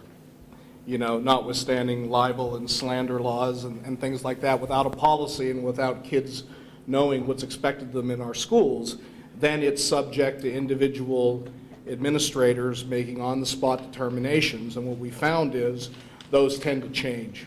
And they're not constant, they're not specific, and then people use those decisions for their own purposes, whether political, whether to populate their blog and what have you. So, you know, the idea is that people need to understand what's expected in our schools and what's not. We're trying to run schools. We're trying to produce kids who have who've learned all they can in our schools. But what I'm personally not in the mood for, especially since I have 3 kids in these schools, and so I'm very intent on them running properly, is to have no policy whatsoever, and then depending upon how good of a friend Mrs. Kerner is with the principal or Mr. Whitney is with another principal in another school, that these, when issues do occur, and they do occur, and you folks hear about them probably partial truths as to what's happening, because we can't tell you from the district what is happening from our end. There are enforcement procedures. Kids do mess up, and there has to be, I'll just say this, we can go without a policy if that's what the board determines. But I can tell you, I've seen more damage done without a clear policy as to what's accepted than I've seen, than I believe we'll have with one.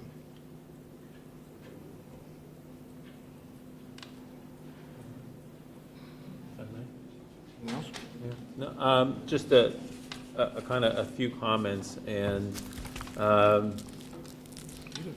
want to say from my core that there is certainly no intent to try to stifle speech, as I said before. And you know, in my style and preparation for when I talk, I always sit back and I kind of bullet out what my comments and thoughts are going to be. And one of the things that I neglected to reference that was there, that, and then maybe even this is speaking directly to you, that I thought it was a powerful example of student voice and the initiative associated with the petition. When we talk about the types of learners that we want our children to be, the dispositions that we want to see in our children, the types of behaviors they should be demonstrating, when we're beginning to think about where we want them to be, when we're thinking about that college process, when we're thinking about them in the job market, we need them to be creative. We need our students to be as risk takers. And I have to say that I don't think I've heard that phrase used connected with kids in a positive way with non-educators speaking so many times in one conversation as I did tonight. And for me, and maybe some of my colleagues, it was exciting to hear that, because it's a term we often use that shouldn't have a negative connotation all the time. Certainly we've gotten to where we are for any number of reasons. Mr. Whitney identified some, and certainly reflection on my part, and to consider our communication strategies moving forward. But what I can assure you is that I am committed to making sure that we handle this right. That I believe that there is some appropriate boundary, maybe boundary is not the right word, but protocol to identify what our needs are. And maybe it needs to be communicated differently than we have done in this policy. So I look forward to the conversation with our students. I look forward to the dialogue that we'll have in this forum again on October 8th. You know, we talked about it tonight, and I should say we, but a number of members of our audience talked about a teachable moment. And that's a broad statement, and I think it applies to so many things that happened tonight, and so many things happened related to this process. And I think our students that are here, our students that participated in the petition, had an experience that taught them something. And risk-taking was a part of it, because they stepped out and they put their name on that petition. I can tell you last night, my phone was chiming all night long, Adrian, as I was getting all of those emails. And I didn't just delete them. I saw the name associated with every one of them. And when we have these conversations, we need to see all of those names, but we see all the names that need to come through Irvington schools for years to come. And I think we're going to be better because of the conversation, and it is a teachable experience. There are resources out there that we should consider and that we will consider, but the most important resource are the minds and the thoughts that are in this room tonight, and those that we'll be engaging in the coming weeks as we continue this conversation. Okay, thank you. Moving on to the consent agenda, we've already removed 8.2 and 8.3. Is there anything else? Yeah. John? 8.4 and 8.5 And excuse me? And 10? Wait, what's that? Is there a quick question, or do we need it for discussion? It's, I don't know how quick, yeah, relevant. Okay. Okay, so can I have a motion? Wait, I also, I have a quick question. I have a comment on 8, so. On 8? Oh, I'm sorry, on policy 8.1, sorry.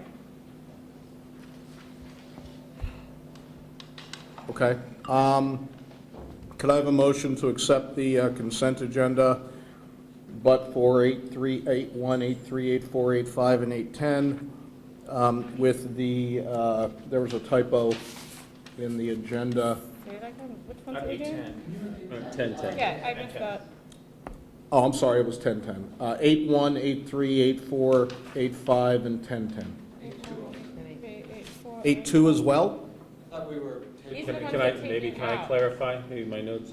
We're Oh, yeah, looking. 8.2. We're I'm looking. not looking at 8.2, 8.2, Am I 8.3, wrong? 8.4. My I bad, thought my there were bad.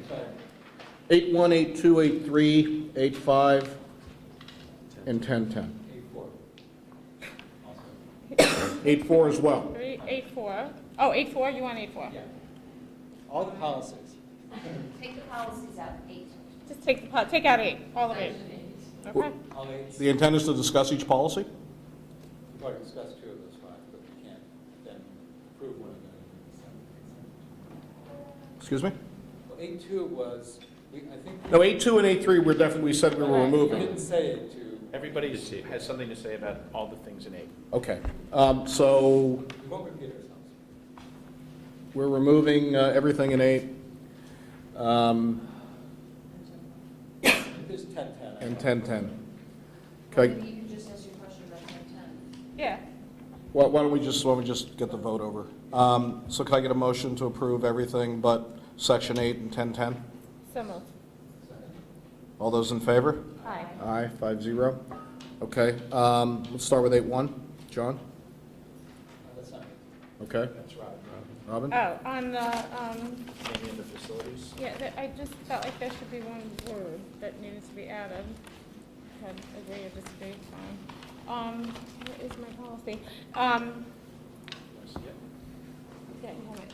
Under, upon recommendation by the Buildings and Grounds Committee, the board shall approve such design plans, and I felt like that should read, the board shall vote to approve such design plans. It just, it makes it sound like it's a given, whereas I think it's always a board vote, so.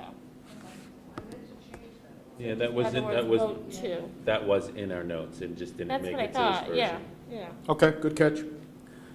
I guess we'll go through all of 8, and then we can vote on those separately. 8.2 and 8.3, we've talked about and tabled. 8.4, disclosure of wrongful conduct whistleblower. Yeah, and I think I submitted some changes which were, I believe, accepted, and I'm grateful for that, and happy with that. There was a basic question that I didn't answer. It's probably a good idea to ask it publicly to the extent we can have a discussion. This is, what is the reason for having this policy now?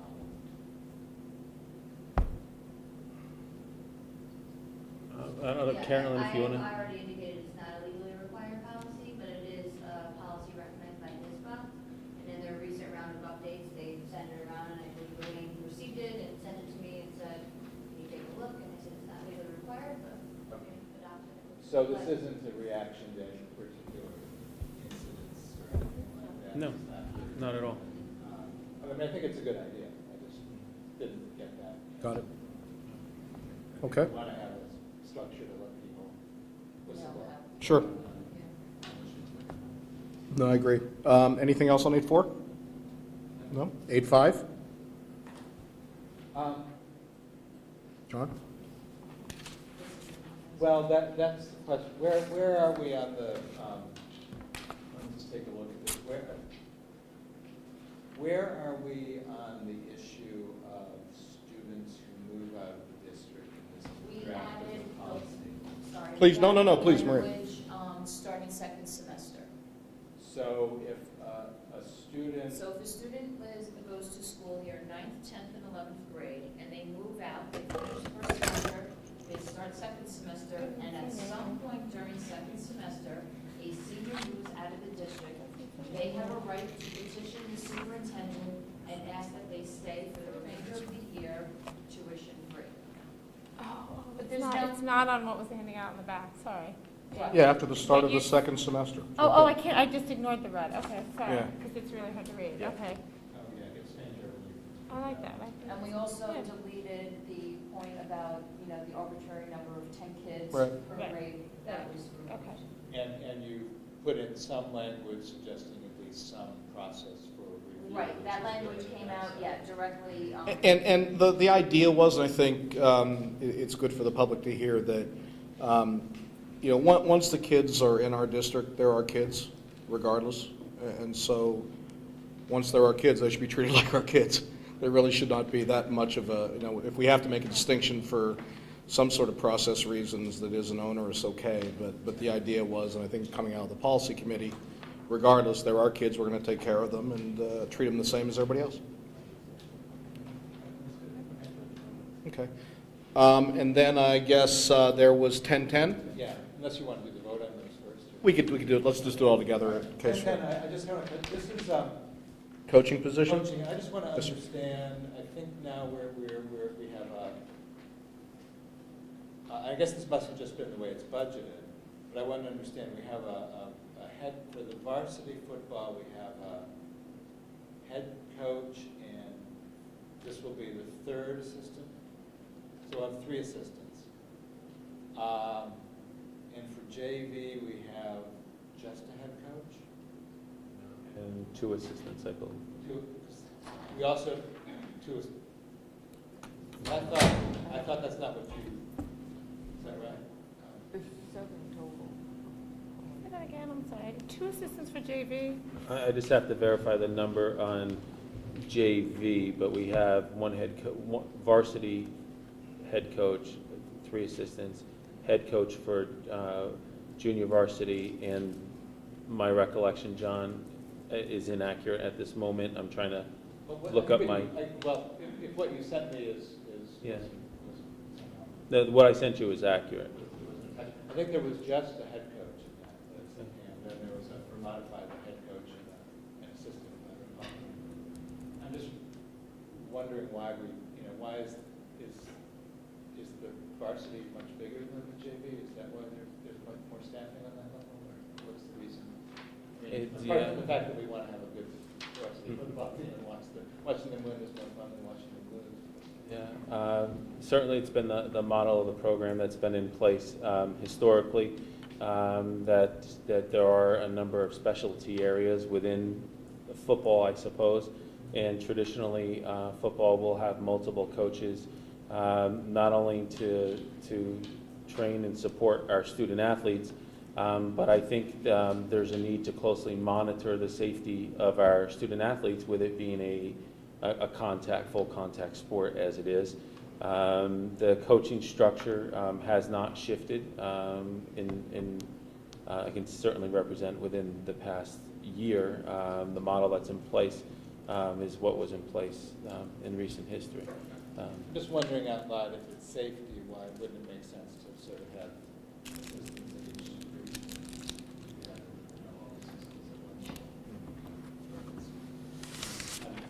I have no objection. Okay. Wondering about the structure. Good. Okay, can I get a motion to approve 8.1, 8.4, 8.5, and 10.10? So moved. All those in favor? Aye. Aye, 5-0.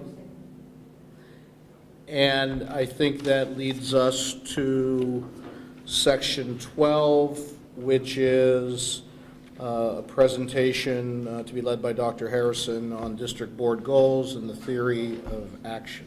So might I suggest that we take a 2 or 3 minute recess as we transition into that, and stretch our legs, clear our minds, and come back and focus on what is going to be another important conversation. Where is the espresso machine?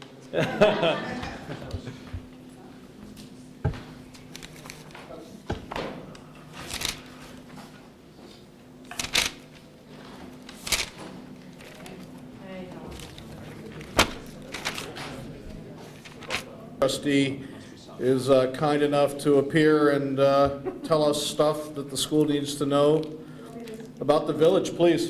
Thank you. Thank you for coming. Waited all that time for waiting. Yes, thank you, Bob. I come to these meetings as the liaison to listen and bring back news to the village about the school. So I've been duly listening, but I also would like to bring some news to you all, who can spread the word to many in the community. And that is about this Saturday's events village-wide up and down Main Street. And so what you have in front of you is a little explanation of the events with a schedule on the back.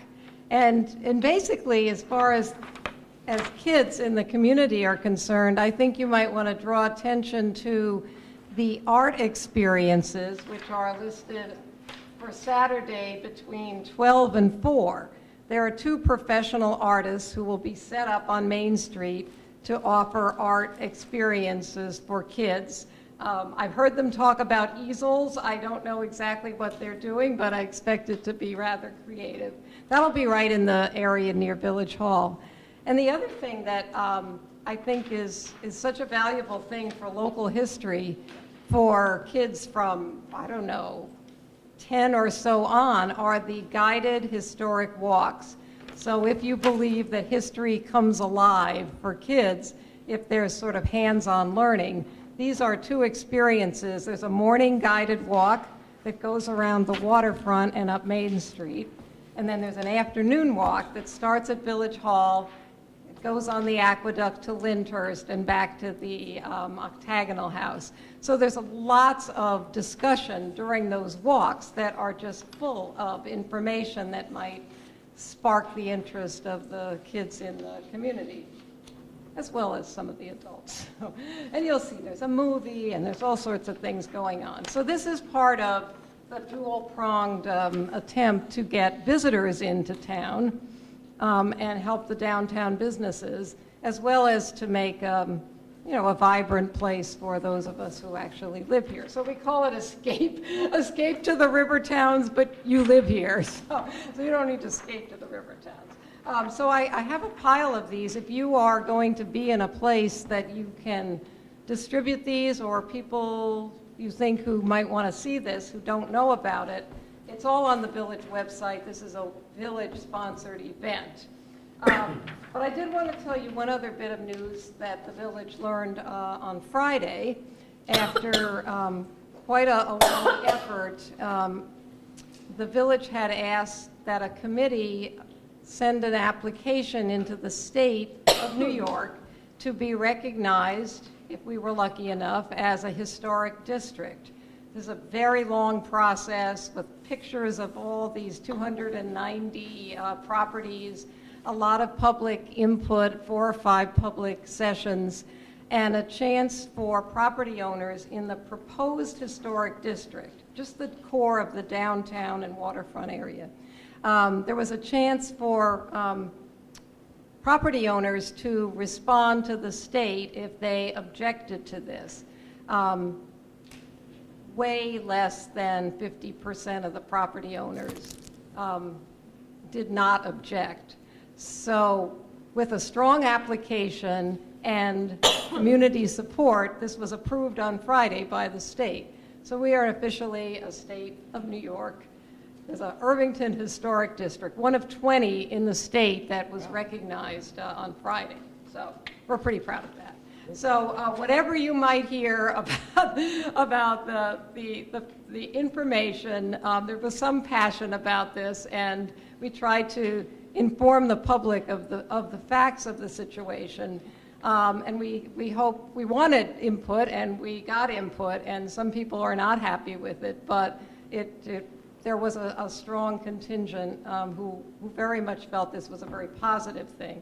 As it happens, there's actually no restrictions on property owners by the designation from the state. Nothing comes with it except some positives. So as Mr. Lombardi from the Octagonal House had said at a meeting, I can't understand why anybody wouldn't want this. So if there is concern about local regulation, that's up to our board, and it's a local issue which takes public hearings and you know the process. So we're glad to get public input on this stuff, but I thought you might all want to know sort of the facts of the situation. So if you have any questions or anything you want me to report back to the village, I'd be happy to do so. Okay? Thank you. Okay, can I go home? Good night. Yeah. Dr. Harrison. Oh, I'm sorry. Oh, I'm sorry. Please, what are you're doing? Long-term planning update? 12.2? Yes. Let's do it. All right. We're going to speak on long-term.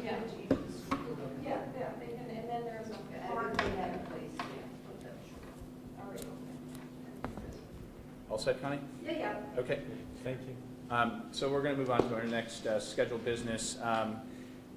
Chris is going to do a presentation about our goal-setting process for this year, and it's very important because obviously the district needs to have goals so we can all be accountable, superintendent, the administration.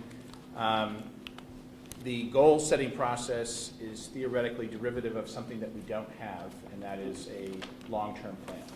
And John and I have graciously offered to Not sure how gracious it was. yeah, stupidly offered to kind of spearhead that on the board, because we both have some strategic planning experience.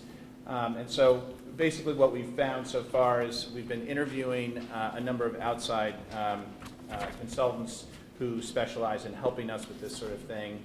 We've also at the same time been asking ourselves, do we need an outside consultant to do this with us? What is the role of an outside consultant? And could we possibly do this on our own?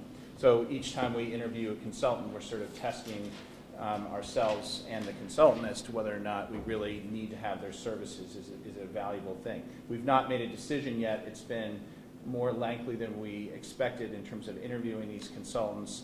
We are getting close. Generally speaking, I think we are thinking that a consultant is valuable, and for the following reasons. Number one is that we really do want to have community participation, and we need someone to help us facilitate that. These guys are professionals, and they know how to do that. It's not just like they're pushing papers around. There will be a process to bring in the community so that we actually hear from people like we did tonight, and that will influence our long-term planning process. We also think a long-term planning process is exactly that. It's not something you do every year, and so it's very important to do it right when you do it. And hiring somebody that actually has done it before is a good reason to think about that. Finally, we do need a consultant to help herd all of us. We all have jobs. This is not most of us do not consider this their first job, even though it's very important. And we have found that without having that outside consultant to help us organize and structure it, that it will make it a lot more difficult. So, we're leaning that direction. We have not made a final decision. John, I think, was initially kind of skeptical about using an outside consultant. I think he's slowly coming around to it, but I don't want to speak for you, so why don't you chime in and offer some perspective on what you're thinking. Yeah, and I'm still, I'm approaching the whole thing with, I think, the whole issue of consultants, I think, still with skepticism, but I think I have an open mind about it. We're still waiting for some information from at least one company, and then I think we'll see, and obviously that's going to be, we can report back to the board at that point about what those consultants we think they have to offer, what the benefits we'd get from that process, and we'll decide. There is what the benefits you cited, I think, are clear. That they add structure. That they, I have a day job, although today I think my day job only took a few hours of my day, unfortunately. But so it's good to have somebody who can move the process along, and they're countervailing factors like consultants are going to sort of produce a product that's perhaps going to be similar to what they produce elsewhere. The flip side of getting input from the community, which consultants structure that process, is that it may place, in some cases, more demands on our community than we're likely to find met by the community. We're going to, these consultants come in, they want to hold all these focus groups and all these different tasks for us, and it's just hard to find enough people to be involved in those sometimes. But we'll see, I think. We also talked about the distinction between what's a strategic plan, which is basically, I think, a goal-setting process to give the administration and the rest of the staff a multi-year work plan and a set of work goals, and broader things that might fit into a plan, like financial issues, building and grounds, perhaps, various other things that might fit into a plan. And so what the boundaries of the plan might be, and even if we draw those boundaries fairly narrowly and say the planning process will only cover a narrow version of what a plan is, we also realize that at the same time we have to think about some of the other things like the financial picture. So it's a little bit a question of form rather than function about how we structure it, I think. We're going to need to look at finances. We're going to need to look at our physical plan. And I think it's helpful to look at all of it together so everybody in the community can feel vested in moving forward. If you just move forward with one piece, like, for example, fields, people who don't have family members who use those fields will object and have in the past objected to that. But if you feel like if everybody's moving forward to get their objectives met, like languages or whatever, at the same time, I think the community hopefully can be invested in this process. I think we can do a lot with that. I think my hope is that we can really set a vision, something like a vision for, say, 2020, and we'll hold a Irvington 2020 process and figure out how to get us to that point. I think it'll be a very useful exercise. One other thing to mention is we have I think we came to this with the desire to get this all done by the time the budget is done. I think we're realizing that there may be a trade-off between doing it that quickly and end up having a second deadline. Just to get a process we think is got support and everything. A couple questions, I guess, but concerns. I mean, I think we talked about this before, but I love the idea of a kind of a strategic work plan. Having lived through the last strategic planning process, a long time now, there was, easy in hindsight, Tanya, easy in hindsight to identify where it kind of stumbled, and I feel like a lot of staff members spend an awful lot of time on process, and at the end of the day, I don't think there was, some cases there was, but there wasn't, what percentage of it was actually usable that affected the kids in the classroom. And so, I think we need to keep an eye to that, certainly, when we go through it. Cost, benefit, and then the other thing is, I think it certainly sounds like it's going to dovetail with maybe even the conversation tonight about the goals and the priorities, because until, as a board and a district, we set our priorities, it sounds like that's going to kind of lead into, if these are the priorities, then how do we make them the priorities long term? It's all kind of interrelated, it sounds like. Yeah? That's right, yeah. Okay. Do you guys have any timing? Like, vague, but do you have a specific Well, originally timeline? we were saying start in August and end in December, so that's now the end of September, so I would say at a minimum we're looking at sort of possibly getting it done in February. But I was even just saying when they're going to start. Like, when do you Right. think we'd be at the point where we'd be like, this is who we want to hire and this is how much it costs? we're very close now. Close? We just had our last interview, so. Okay. Thanks.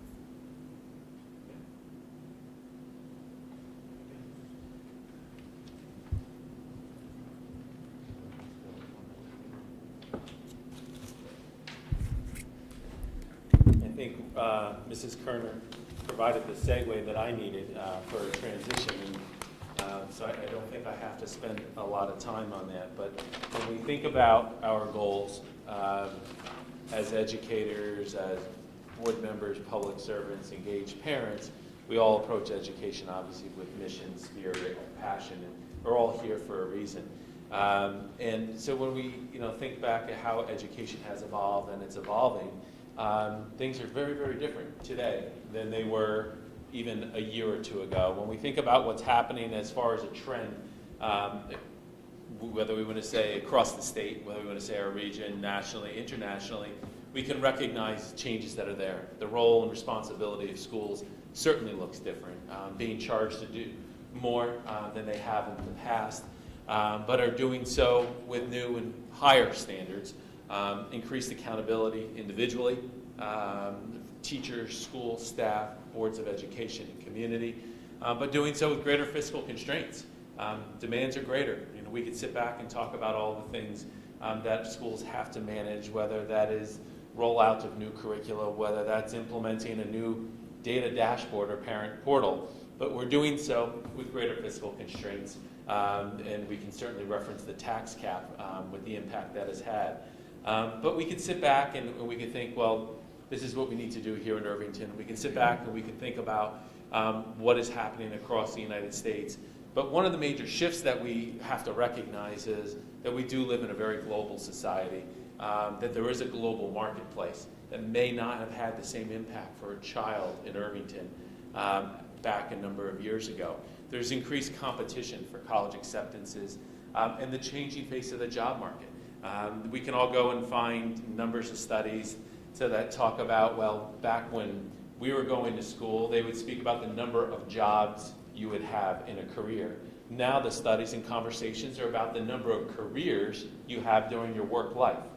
So there is a different world out there, and we have to think about what we need to do to prepare our children for that. I've asked the board to read this article, and I'll talk about how we've used this article district-wide. But Tony Wagner, an educational researcher, writer, had a study a couple of years back where he engaged industry leaders, not just going to education think tank folks, but he went to people in the business force and talked about what they need from their next round, next generation of applicants. And there's some very poignant things that we have to point to. Our kids need to be more innovative. It's not about incremental improvement anymore, not just doing better or more. We have to do things that we haven't ever done before. You can see Mike Summers, who's a VP at Dell. Kids at a school have a lack of preparedness in leadership skills and collaboration. They lack the ability to influence. Clay Parker, BOC Edwards, talked about flexibility and the ability to use a variety of tools to solve new problems. And this points to what I talked about before, because the problem today isn't going to be the same problem tomorrow. So how can you have a skill set that is going to be able to be applied in a variety of different situations? Mark Chandler, Cisco, the need for initiative and our kids to want to have drive and spirit. We saw some of that tonight in earlier discussions. We need to talk about being strong communicators, students being good writers, speakers, having quality presentation skills.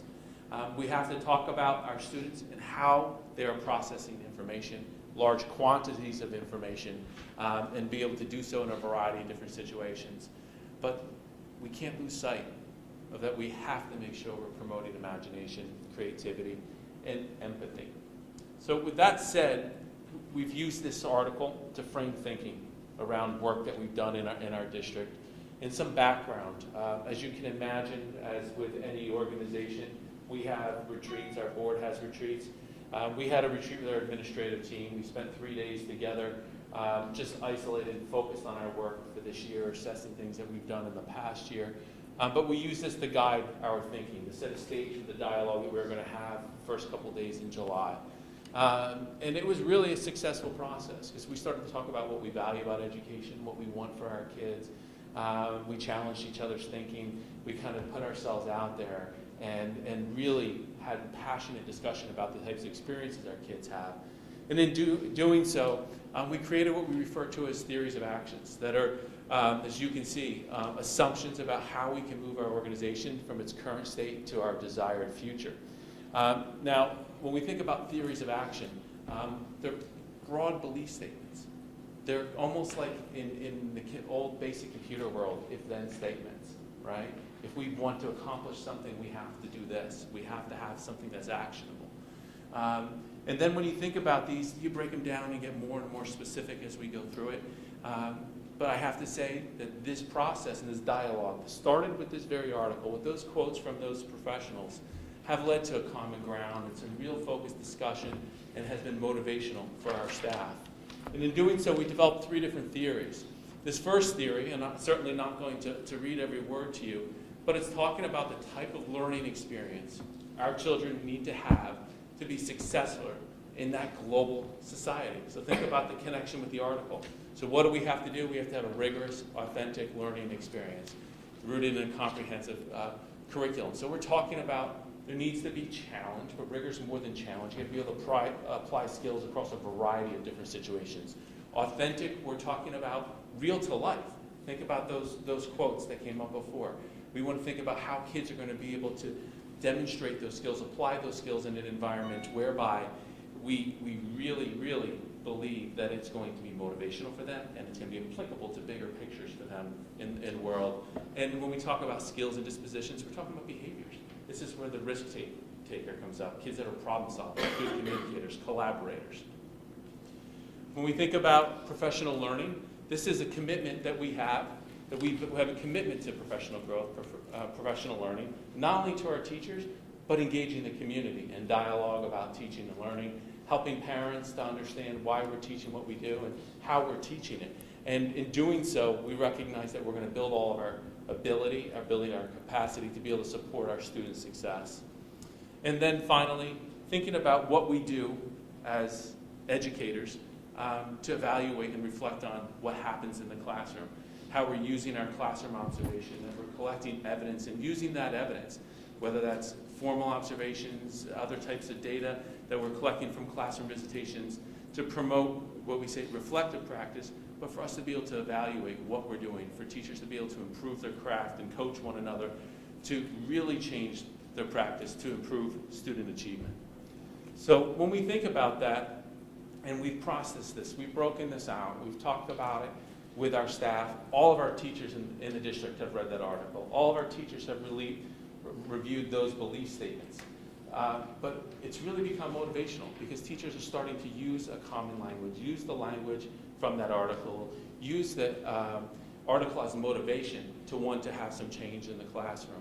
And in doing so, it's been motivational, but we recognize that this is not a replacement for having specific targeted goals on a district level. This has informed our professional thinking, which in turn is certainly going to influence other actions across the district.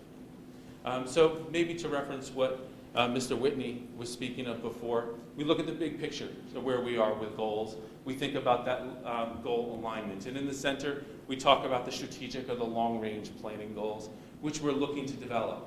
But floating around that and all connected and all linked are the goals that the board develops, the district goals, my personal goals, building level goals, whether it's the building as a whole, individuals within that building and the principals, are all linked to this common mission. But tonight, our focus is going to be talking about district goals. And we need to think about, well, where we are. And I think an appropriate way to begin that conversation is to think about what our goals were in 12-13. So we had three goals. One was focusing on curriculum and instruction, that we're talking about dealing with the implementation of Common Core, that we're looking at how we're going to differentiate curriculum, use data and promote best practice. We're going to establish a culture across the district and within each school to engage, to make sure our students are highly engaged and motivated to make sure they're taking advantage of learning opportunities before them. That we're establishing consistent expectations for learning experiences and curriculum delivery, and I think that's reflected in our initiative associated with Rubicon Atlas and our curriculum mapping that we talked before. We wanted to have a facilities goal that evaluated the current conditions of our athletic fields and take the necessary steps to provide for adequate facilities for our student athletes and for our students, for the middle school and the high school. And certainly we can talk about where we are. Unfortunately, we started to make quick and rapid progress just over a year ago when the East Field situation came about, and hopefully we'll be discussing resolution of that in the not too distant future. But when we talk about a long-range planning goal, for all the purposes that Mr. Montgomery and Mr. Whitney discussed, but the value and the necessity to have a plan, and whether that's shooting 3 years out or shooting out to 2020, we have to look at where we're going and to have a target and a direction and a roadmap to get there. So with that said, for the board conversation tonight, I think I want to ask you to consider those goals. Is there unfinished business here? Are there goals that should be carried forward? But it's also time for us to ask other questions, challenging questions, consider the type of experiences that we have for our kids, identify areas that we need to see improvement in, put some priority to these items, and then we can use these goals to provide motivation across the district. When we think about our needs, I want to kind of throw a few questions out here to spur thinking and to challenge all of us tonight. But do our students achieve appropriate levels of proficiency in all content areas? We could point to individual areas, we could point to grade levels, but is this an area that we're satisfied? Are our programs or curricula rigorous enough to prepare our students for the challenges they'll face in their future? Do we have the assessment tools, practices in place to understand our students' needs? Do we really know where our kids are to be able to inform instruction? Do our secondary programs provide students with enough options and choice to pursue their interests and passion? Conversations that came up very clearly during the budget process that leadership in the district certainly embraced. What role should technology be in our students' education? Again, we spoke a little bit about that tonight, but where are we going big picture? How do we ensure that parents understand what we teach and why we're teaching it? Again, referenced before, but very important. Where are we making those connections? How are we expanding opportunities to communicate and collaborate with our parent and broader town community? How do we reprioritize items in our budget to be able to provide students with more and or new opportunities? So if we want to do more, we want to do different, let's come back to the high school piece. Let's think about technology. Well, how are we going to do that when we know we're living in a world of a tax cap? Facilities, are they meeting our needs? And how do we support teachers' professional learning to increase our students' achievement across the district? So with that said, for the board to have a conversation this evening, we want to have some process. We want to talk about what the goals should be. We want to hear your thoughts and have dialogue around this subject, and think about what these objectives should look like, and that these goals can become very specific and can inform and lead our work. Kind of sketched out a process, timeline, that tonight I think we have dialogue, we have conversation, whether we reflect on those goals, consider the questions that I've posed, but also think bigger picture of what your personal ideas and beliefs are. And through this conversation, Dr. Kaur will come up and we'll jot down your notes and we'll record your thinking tonight. My thought would be, as we record that, we can look to try to see where things fall in line, where we can categorize commonalities that may exist, and then we can take that information and try to see how that can start to roll into particular goal statements and bring that back in 2 weeks and have conversation around what this looks like, and can we really begin to develop goals from the thinking tonight. Conversation then, after the 22nd, after that we could certainly adopt on the 22nd, but then I think the next step turns into goals for the board, and what is the board's work to support the work that would be included within the district goals. So with that said, Mr. Grados, there's a lot before us tonight. We talked about a variety of things. We talked about student achievement, we talked about facilities, we talked about technology, we talked about maybe some communication initiatives here. But the floor is really the board's now. Yep. To have dialogue about your priorities for this year. Yeah, thank you.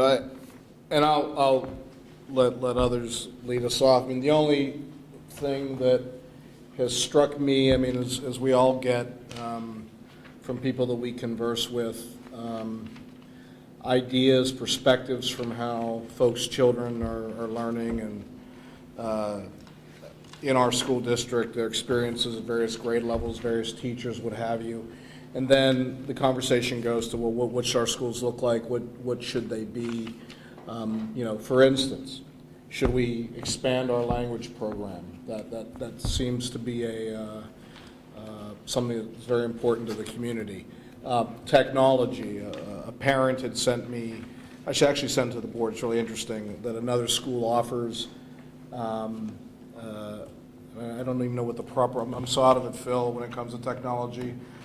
Computer, I would call it computer programming, but basically. Programming, engineering, computer Yeah. engineering. Building apps? Well, it would be basically learning how to write computer code, and that, you know, starting it all the way in third grade.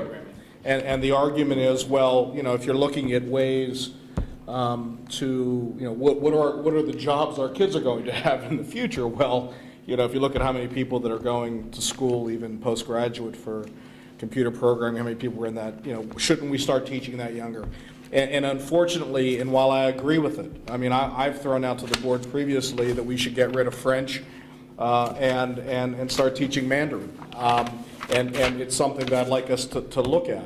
And I know I'll get, the berets will carry me out of town, but Ursula's doing that. I know that. But the issue that we're dealing with, and I think that, and I'm sure, I know the board is aware of this, and I wish that most of the people who were here, because I think this is actually the more important conversation of the evening as opposed to the First Amendment conversation. But one of the things we have to remember is that with the tax cap, what we've seen with our budgets over the last few years, it's not a question of, well, what do we add and then how do we pay for it? I don't think that's really it. It's a question of what do we want to add and what do we want to take from. That is the key thing. And when I talk to people about that, and the mother I spoke to who's in the industry and talked about technology, I said, I think it'd be great. I think it would be absolutely great to start teaching code to kids in 3rd grade. I think it's fun, they would love it, and frankly, it could get them a job, down the road that they're probably going to get into anyways. But the question is, what portion of our curriculum do you then dispense with? Because from a money standpoint, that's really what we're talking about. Can I look at it a different way then? I mean. Well, you can look at it however you want, No, but if you could let me finish. Oh, I'm sorry. I thought we each were able to give ideas. I'm sorry. My fault, Bob, I'm sorry. I won't do that again. But, as far as I'm concerned, in looking at the numbers, that's really the only way to be done. I don't think it is a shell game as to where we take the money and move it around. Our budget is what it is. It's pretty transparent. And so I think that when we go down this road and talk about, and I would challenge the board, as I have the last few years with the budget, if it's something that you want to add, that's not the end of the conversation. Because, for me, if I want to teach Mandarin to the kids, I know that I need to take away from somewhere else. What I've proposed is taking away French. Okay? You know you're going to teach Mandarin? I don't know who's going to teach the Mandarin. I'm not going to teach it. I don't know Mandarin. But I use that just as an example, and I don't know how realistic or whether the community would accept that. But I think that for any of us to propose a change to the curriculum, we're being intellectually dishonest unless we also propose an idea of what we're going to take away. Because that's the other thing that the community needs to know, and that's the other direction that the administration is going to need. Because, because to say, hey, I want us to have a new technology program and teach coding from 3rd grade up, great, we all do. I'm sure the administration would agree. Maybe you won't. To me, it is going to be a dollars and cents issue much more than just a theory of what we'd like us to be. I know it's not my turn, but I was even just going to build off of what you just said. We could even prioritize among the additions in a sense that you're suggesting expanding into Mandarin possibly, and also adding technology. We probably need to have a discussion about which of those things are more important to us, because absolutely, and I use those just as examples really. I could have said Italian for Mandarin, although that would have been silly. We used to have computer programming in this school. Right. In fact, many of my friends became computer programmers and went on to make a lot of money because they were skilled at it. But right. More money than us. Yeah. No. They're happy. I'd be happy if I made more money. Robin, I'm sorry, I didn't mean to speak. You had the floor. I just want to. I'm done. This isn't kind of what I want to say about the planning and where my priorities are, but in terms of what you're saying, where if you add something, you got to take something away. I guess I kind of view this more as we're talking about bigger picture, which is where do we want to be. And I think first we've got to figure out, I would just propose a structure of first let's figure out where we want to be. And I think it's a little premature to say, I got to take something away if I propose adding something else. I think first of all, it would be nice to lay out kind of, this is ideal. And then I think secondary, the question would be, how are we going to get there? And then I think that kind of plays into what you were saying, but I would hate to limit us as to where we want to be by money initially. I think initially I'd prefer we come to the ideal location. I mean, I often ask administrators, what would be your wish list if money wasn't an issue? And as most people know, many times during the past 8 years, based on the answers I got, we were able to creatively deliver some of those things. And we might not have been able to get there if we had first said to them, okay, well, here's the money you have, and how you're going to spend it. I mean, So, the only way, it's just an alternative to yeah, I mean, thinking and is listen, what I would I get it, I get it, and I agree, I agree with you, but, 8 years ago is not, and the last 8 years is not the last 2 years when we've really been dealing with the tax cap, and I just think that we're beyond that now, honestly. Wait a minute. What my example had nothing to do with money. My example had to do with when you ask someone a broader question, you sometimes get more data points than you can move ahead with and do work more with. It gives you more options to plan moving forward. It had nothing to do with money or whatever. Yep. So I'm just, I won't use 8 years from now on, but You're also speaking to a vision. yeah, I mean, Vision- so, right. Vision informs some of the specific choices that you have to make. Right, and so that was all I was going to propose is kind of first let's maybe do the broader and not limit ourselves, and then I think we play into kind of what you're saying, which is okay, now how are we going to get there? But that was my one comment. I'm sorry. This also dovetails with the long-term planning because some of what we're talking about, we're talking here about what we hope to achieve in a year, but a lot of this stuff, it also depends on where should the district be going, period, and that may not be achieved, may or may not be achievable in a single year. Sure. I mean, that would suggest to the administration that we need to, the long-term plan, completing that is actually one of our goals, and it was our goal last year, and we didn't do it, and, we absolutely, positively have to get it done this year. I mean, so that you can add that from last year, Raina, that completing the long-term plan. Now, I would say that we need to have additional goals, and we shouldn't just be rolling over everything from last year. I mean, it's just not the way the world works. But clearly, if we can't decide some of these important important priorities without a vision and a sense of where we're going, then that is part of the long-term planning process. For me, some of the things I've been thinking about are there's been a lot of discussion, and particularly around the election, about the Common Core and how our district has worked so hard to adhere to the Common Core. And I think we don't have a good sense as a community, or even as a board, what does that mean in terms of our education practices? Are we limiting ourselves because we're so focused on the Common Core? And how do we define what it means to go beyond the Common Core? Because since so much of our education practices have been focused on delivering against the Common Core, I would like to know, how do we define standards that essentially go beyond that? And what does that look like? If a board may challenge you to look at it conversely, how are those things that we value, those experiences that we've had, how do they fit in within the Common Core framework? Right. So I think it's looking at it both ways. There's got to be a crosswalk. Right. And so this is a communications piece, I see, and again, rather than a vision piece, recognizing that we're not fully there, and it's going to take years for it to be, on the back of our heads.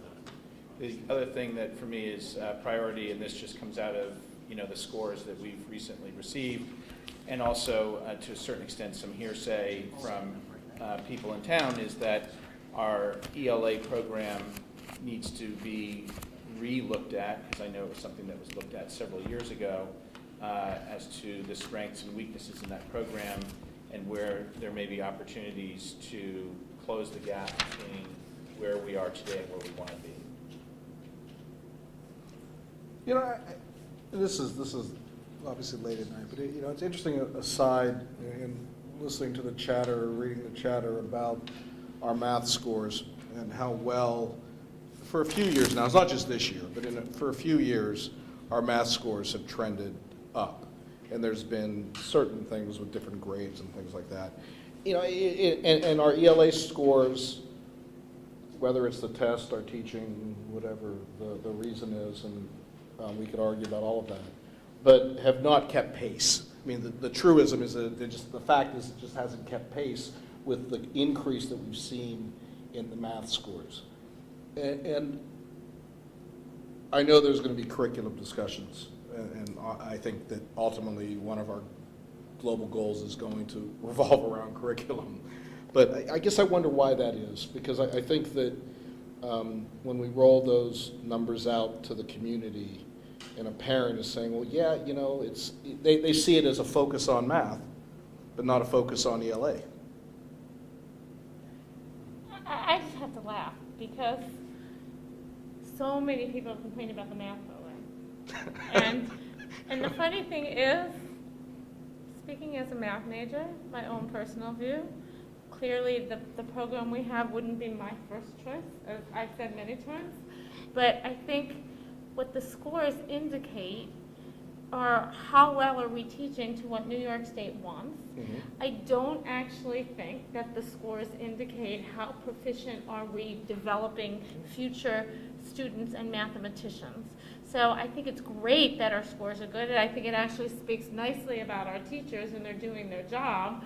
But I laugh. I mean, the numbers could say what you want. So I think it's great, but I still don't think that necessarily takes the onus off of the math program. And are we setting up a foundation for our kids in math that we need to? And conversely, the English, I think we could do better, but I actually don't necessarily think I think the scores are one data point, and I think there's a lot of other things we should be looking at to see how are we developing future students, and are we preparing them from college in English, and how are their AP scores in addition to their state scores, and all those I think we need to look at a range of data points, and I have to laugh when people go on to something, and they're like, oh, yay, you're doing a great job. Yeah, if you're going to use a term like glom onto something, okay, sorry, you're glomming onto something as well, right? Because if you're going to use the people who believe or who want to see a positive trend in our math program are going to say that our scores are getting better. The people who think that our math program is not where it should be are going to look to another data point to say, well, this is why they're not. So I'm not trying to glom onto anything. I'm just saying, looking at a trend in one of the numbers that's readily available we get every year and that people pay a lot of attention to, there's been a trend that our math numbers have increased over the years. Which is great. And again, I'm just saying I'm taking it to a different direction. I'm not even, I agree with that. I'm saying I think I would like to also look at how are we preparing our students for the big picture, and how are they succeeding after Irvington, and how would you do that? I think you need, as I said, I think I would like to look at a multiple of data points, including interviews with alumni students when they come back, and how they're doing on AP exams, and how they're doing on their regions and state tests. I mean, I think there's a range of data points that you could put together to come up with, and nothing's perfect, and numbers clearly could be massaged, but if you get a few more data points, you might get, it's all about forming a picture to identify where we should prioritize. I'm just very analytical. And we agree that these are important issues, and I think you're both saying important things. Yeah, I agree with that. We want to delve into these issues. And helping this, Chris, you have spoken to us about this curriculum mapping thing you guys are planning on doing, and for me, I find that to be extremely crucial. Right. Based on comments from within the community, myself, having twins, there's definitely disconnects in many areas. I also question, so I think the curriculum mapping will help bring an alignment each school, and we're building. I want to see building from Dow's Lane that builds onto Main Street, the middle school and high school. I don't want to see standalone little islands, and there are pockets of little, you could say there are pockets of this throughout all 4 buildings, and going back to the Common Core standards. These are the standards that New York State puts out there, just like the state exams. They are meeting proficiency, what the state deems as being acceptable. Well, I kind of think Irvington is above that. And that's where I want to see our curriculum be dissected, analyzed, however you want to put it. I want to be above that. I want to be way above the standards. So in addition to what we need to do to meet New York State standards, I want to rise above that in all levels, math, ELA, all subject matters. And I think that curriculum mapping that you referenced prior will help us get there. If I may interject and maybe try to connect some of your ideas. And Robin, I think you articulated it well. We're looking at some single data points. And those data points, if we want to look at some trends associated with our student achievement on state tests, begin to tell a little bit of a different story because the state is in the process of transitioning to Common Core. So we're seeing implementation of Common Core style questioning, which is more challenging, it's more rigorous, requiring our kids to apply skills and knowledge in different ways. So there's pieces to it. Well, is there a little bit more credibility to those scores because the test has transitioned and our kids still perform relatively well? The observation about mathematics, our kids are able to perform within, let's maybe say a venue or through that medium, relatively well, right? When we look at the scale mean average and it's across the state, it's pretty impressive. We're ranked 20, 30 across the state with some single digit rankings. But the ELA, we have inconsistencies, right? We have some that are top 5 across the state, and then we have some that are in the 70s or 90s. So why is that? Where does that tie to curriculum? Where does that tie to program? Maria, where does that connect with what we're doing and how our program is outlined? Are there gaps here? Are there areas that we're spending too much time teaching? Are there areas that we aren't teaching at all? And then to come back to the data points, I think there's some great points there. The idea of looking at where we are and the question that I posed in a few minutes ago, the thought about, do we know what our students do well? We don't have enough internal data points yet. We don't have a lot of benchmark assessments in place where we're looking at all students across 3rd grade are taking a common assessment that we're able to monitor and evaluate class to class, the consistency of instruction and student performance to evaluate our program. Kids do not do well on those performances. So there is a bit of a void here from, or not so much of a void, some real inconsistency about our assessment practices. So tied to the Rubicon and the mapping initiative, there is, and then Raina is leading and doing work with the teachers, there's that connection with assessment. That's being integrated there. So now as teachers are beginning to document their units and doing it in a common template, in a common format, now they're agreeing upon and developing and implementing and those assessments that need to be in place. So we're going to start to collect a lot of internal pieces. The bigger picture about those external data points are very important. And when we look at that, that's, I think, also tied to long-range goal and a long-range planning because it begins to help us understand the broader context of what our needs may be in that visioning exercise that it's going to be difficult for us to be able to process in a short period of time. I know you guys, but I just want to ask a question that I think we need to capture, which is the first 2 questions that you posed to us in some ways kind of roll up to this question of, do we even know how to evaluate what we think success is for our students? Because if we're not using scores primarily or exclusively, then we definitely need to do something, we need something else. And we've talked about college acceptances, we've talked about what's the assessment of kids when they're in college, meaning how well they were prepared. But in a sense, you know, these 2 questions of being what's appropriate level of a proficiency and are our programs rigorous enough, and they really are tied into that question of, and I know that's a question that across all of academia is not easily answered, but I think for Irvington we need to do the best we can to find that. So, I was just, if I may, John, just associated with that, think of the list of the 8 or 9 quotes that I listed from the Wagner article, the last one, and Pink talking about creativity, right? Imagination. How does that fit into one of the indicators of success? How are we demonstrating that? Is that participation in school musical? Is that students that are engaged in art classes or music courses? How does that look in a core content area? So it is a very broad picture. Sorry, John.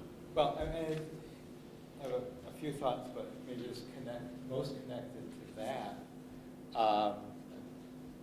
You know, I ask myself, when I somehow won the school board election, what do I do now? It's like, how do I think about what excellent schools are? How do we measure how good, how do we determine whether our schools are as good as they can be and they're excellent? We and other districts like us are spending a lot more money than a lot of school districts are, and to justify that, we need to have truly excellent schools. And I don't think I have a good handle on what that means. And I think that's a very important question to ask.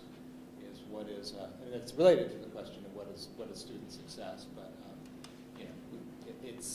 is it just a particular sets of test scores? Is it a particularly defined set of skills, whatever they are? But I think it's a question I don't have an answer to, and I think I'd love to hear a lot of different people who are expert in this area tell us their views and begin to form an understanding of where we should aim to be given the money we spend. And we want to be able to go to the community and the taxpayers and say, we're spending this money to give you truly excellent schools, and people who are moving here for that will feel like they're really getting what they moved here for. And so that's an ongoing question, I think. I don't have the answer. Chris, I have to say that I guess I welcome the article you gave us. I am maybe just a professional skeptic in a lot of areas, and I'm very skeptical that article has enough there for me to be really convinced that those are the right answers to the questions, and I want to see a lot more. I'm concerned that we swallow one particular viewpoint on what education should be, and this idea of 21st century skills, for example, without a whole lot of evidence, a whole lot of critical thinking on that. If you were to go back 100 years ago to 1913 and say, what do we have to do for our kids? We have to give them 20th century skills. What does the 20th century look like? Well, in 1913, it looked like a very global place where there was a lot of free trade and international commerce, then we would have thought that's what we would need. The world changed very abruptly 1 year later. You just have no idea my point is you have no idea what the 21st century is really going to bring. And we need to give ourselves, students, excellent intellectual equipment and personal equipment. And I agree with that. I agree with a lot of what's said. I just think we have to know the limits of our knowledge on this stuff, which I think is limited. We need to be humble about what that is. It would also be interesting to hear, at a later date, the debate between the 21st century skill proponents and I guess, for lack of a better word, the traditionalists, the people that believe that knowledge in and of itself is the preparation for the future.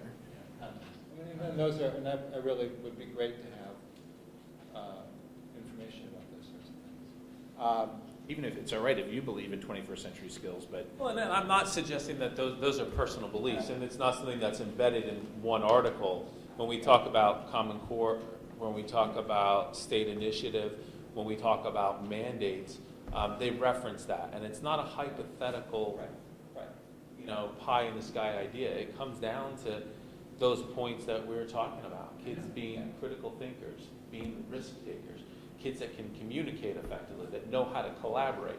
So it's not saying that we're throwing out the old concepts. It's saying that we're teaching our content where we're giving kids opportunities to engage in those experiences so they're better equipped to be successful beyond Irvington. And I would just like to continue to discuss what that means and where we go with it. I think in terms of curriculum, I'd like to really, I think it makes sense for us to try to develop to try to figure out which areas of our curriculum are most in need of improvement. Where do we think the weaknesses are? I have my own opinions about that, just based on my own kids' experiences, and talking to some people. And I would put ELA and foreign languages in the category, but others may well have different experiences. But I'd hope for some more objective information about how to evaluate those things.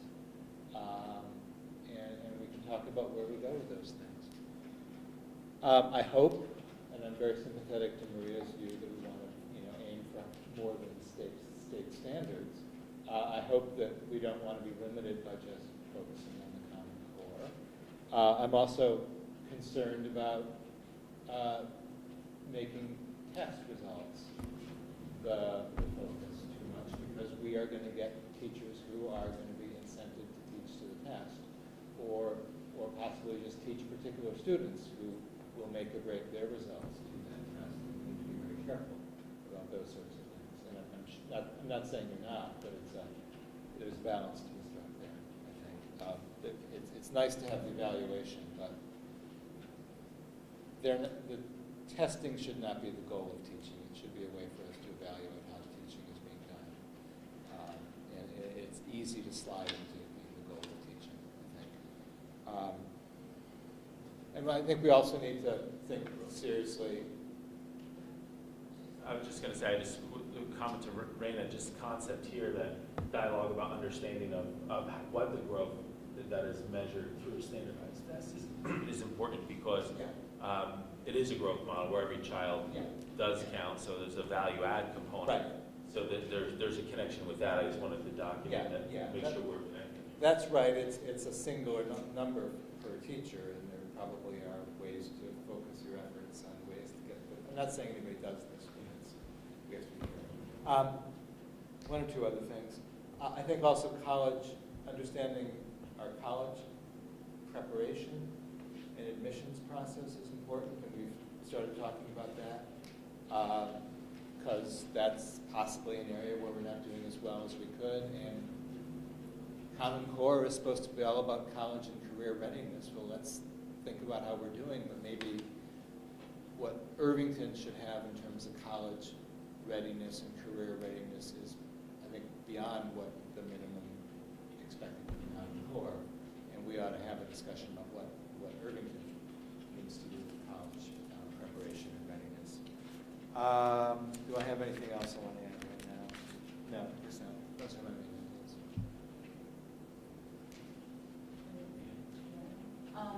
Sorry. No, that's fine. And talking about college readiness, what I don't want to fixate on is, and what I feel like a lot of people are fixating on, what colleges our kids are getting into. Are they getting into the Ivy Leagues? And there are kids here, and I know some of them, and others know others. Dow's Lane through middle school, I would like to see the kids are given skill sets, broad skill sets, math, ELA, science, exposing them to everything. But when you get into high school, and we are a small community, so it makes it more difficult in terms of specializing in certain things. A certain kid could have great interest in environmental studies, and while it might not be Harvard that he's going to or she's going to, but it is the premier school for that particular interest in that kid, whether it's ranching or whether it's computer technology, though that is a very good school too. Some of them are, but for example, I know 2 students looking at very specific schools for going to school for veterinarian, to become a veterinarian. Face value, those schools might not be the best schools out there, but they're the top schools for those specialized fields. So I want to be very cautious about how people qualify college preparedness and where the kids are going. Well, your point's a point that I've been making, is that once you go down the road of really trying to analyze where our kids go to college every year, and I do think that you can get a good idea just by seeing the schools our kids get into, but to really understand the data, you have to go down to the person by person. You have to understand the means of every family. You have to understand what the kid wants to do. You have to understand where their parents went to school. If my oldest got accepted to Michigan and Harvard tomorrow, Jack would go to Michigan. There's no question, and bring down the level of our schools in the process. So, it's a tough. He would show up as gotten into Harvard. Well, he probably wouldn't. But I mean, he probably wouldn't even apply to be. I mean, I think there's a lot of that. It's sort of hard to say that. Well, we have 5 kids go to Harvard this year, and we had 6 go next year, so we're doing better. I'm not suggesting that we want an Ivy focused. There are kids who that is maybe their goal, maybe legitimate. It's Right, I not don't- my view anyway. It's whatever it is. But Right. there are lots of different kids have lots of different needs, and we want to be sensitive to what that multiplicity of needs are and find ways to deliver what we can, given our limited. Well, and I've been a proponent of looking at ways to increase our marketing through our guidance department of, going out to these colleges to make sure that they understand when they see an Irvington person come across their desk, that the admissions people understand that we're different than a lot of the schools in Westchester. I think that is more of a pragmatic approach that will yield dividends than, kind of crunching the data every year, to be quite honest with you. I agree. I mean, I think it's interesting, the guidance, whereas we don't usually think of it as one of the, the core topics. I think It's part of definitely it. something It's part that's of a it. priority. And then, the other thing, just the college thing is, I think it's funny, we get back to almost what the district's mission statement is, which is, the mission of the district is to make sure that every kid optimizes Right. their potential. And so, how do you layer in the college on that? You want to make sure that we give our kids the opportunities, if they're capable of getting into fill-in-the-blank college, then they have a valid shot and a good chance of getting in. That's, I think, and it's very hard to evaluate. Yeah, I don't- yeah, right. Statistically, we're not a significant sample either, but, yeah, so I agree. I think we're all saying somewhat the same thing. Yeah. Like, We're never going to get nice, perfect quantitative information, but we're going to hopefully learn things qualitatively Right. by talking to people. And we want everyone to be ready. We want every kid to have a good outcome, given what they're interested in, what they're capable of. The latter part of this conversation just really exemplifies and underscores the need for the long-range planning, right? The conversation that you're having right now amongst yourself is you're trying to define success and what that, if we don't want to make it personal, that end product and what that looks like for us. Not everything that we're going to be able to answer within a set of goals, but that's the dialogue that we not only need to have at this table more frequently, but it's the conversation that we need to have with the broader community to say, what is it that we want for our kids? What is that profile of a child that experiences our schools, and what is that experience going to be like? We're talking big picture things, but embedded within this, I think there's a lot of trends that are starting to develop in the information that's here. I don't know, Raina, if you want to roll to the top. Been doing a pretty good job. You can see her flipping back and forth trying to connect some things. And you can see right off the bat, looking at what our objectives are and how do we want to look to expand programs. There's a lot of referencing the bigger picture and visioning that we've talked with, the connection with long-term planning. If Raina, you start to scroll down, all of a sudden our conversation shifted, right? And it was about teaching and learning. What are we doing in our schools? Value of common core, which again, this gets big picture, right? But then the practical side of it, what are we doing today? So we need to align the curriculum, we know that. We need to have better documented, consistent curriculum so we can monitor its implementation. Associated with that, we started to talk about the conversation around how are our kids doing? Robin brought up the fact that we don't have enough data points to look at. We acknowledge that we have to really expand our assessment program and have greater continuity within that. So that's tied in that curricular goal. Then the larger philosophical discussion, again, that John is challenging us with about the concept of 21st century skills that Phil expanded upon, that traditionalist versus, our new age way of educating kids here. So we're kind of looking at where we're going here. A lot of things that are big. Can I add one more thing? Because I don't think we talked about it earlier, but not in this context. And I don't want to extend the night too much, but, and not at all, actually. But, one thing in looking at this, especially with regards to our curriculum, is that I don't think we've done a good enough job as a district for parents to understand, A, what our curriculum is, what we're doing, what the Common Core is, what we're doing different than the Common Core. And I say that only because, it's my 4th year on the board. We've had the math conversation every year. There are folks out in town who talk about, well, you're just teaching trailblazers. Well, we don't just teach Trailblazers. It's a hybridized math curriculum. And you know, at some point, it's like either people aren't listening or we're not communicating clearly. And I think, you know, it's probably a little bit of both, to be quite honest with you. Probably a lot more on us not communicating clearly. I think that needs to be part of it, and that goes to John's point about people understanding what they're spending their money on. I think that parents should understand that it's not, you know, it's not just Trailblazers. It's something, you know, here's our curriculum.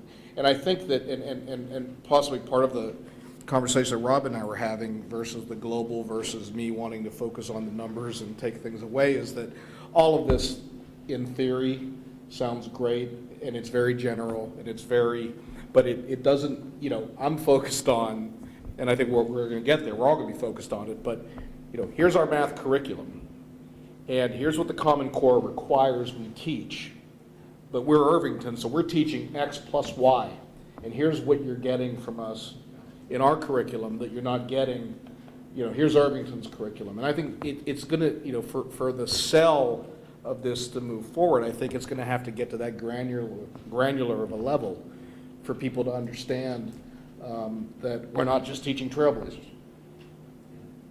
I mean, you're right that there needs to be a lot of communication, but also, I mean, I think both ways. We Right. want to get input from a lot of different sources. Sure.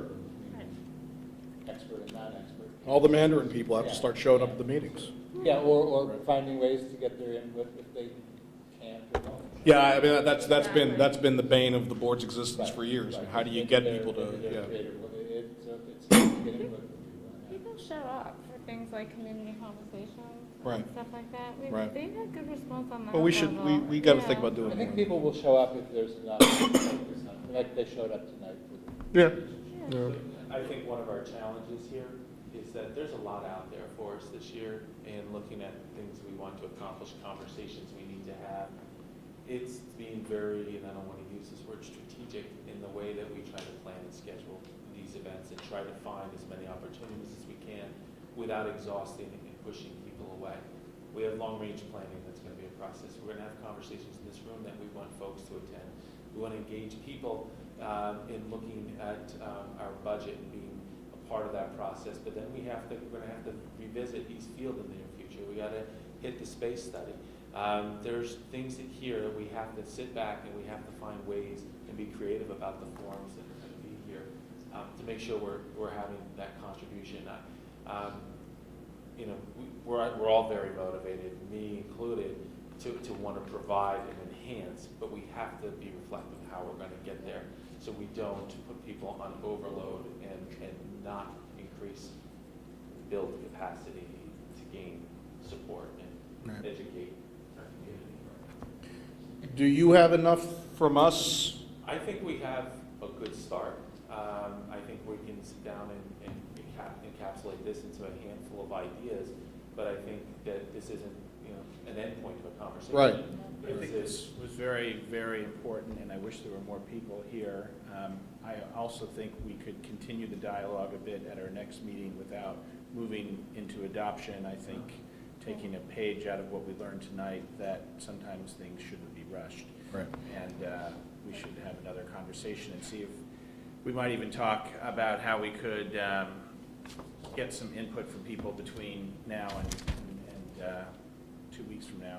And I don't know if that's a forum or I don't know what the method is at this point. But. Or maybe there's a way to post very prominently that we're engaged in this process and then just solicit. Right. Maybe the PTSA can help us out. Yeah. We have a website, but both, in all channels, you know. But I also feel like there's really two distinct things that we're talking about. And we keep circling back together, but there's a longer term, as Chris said, and then we've got to get goals for the district and kind of for next year. And those are very different than the longer term ones. And the only thing I would put out on that is kind of looking at our goals from last year and just hoping that maybe this year we could maybe drill down and be a little more specific in terms of goals possibly, and even put maybe some timing associated with it, because I kind of feel like last year's were pretty broad-based, and it's very hard to have broad-based goals sometimes.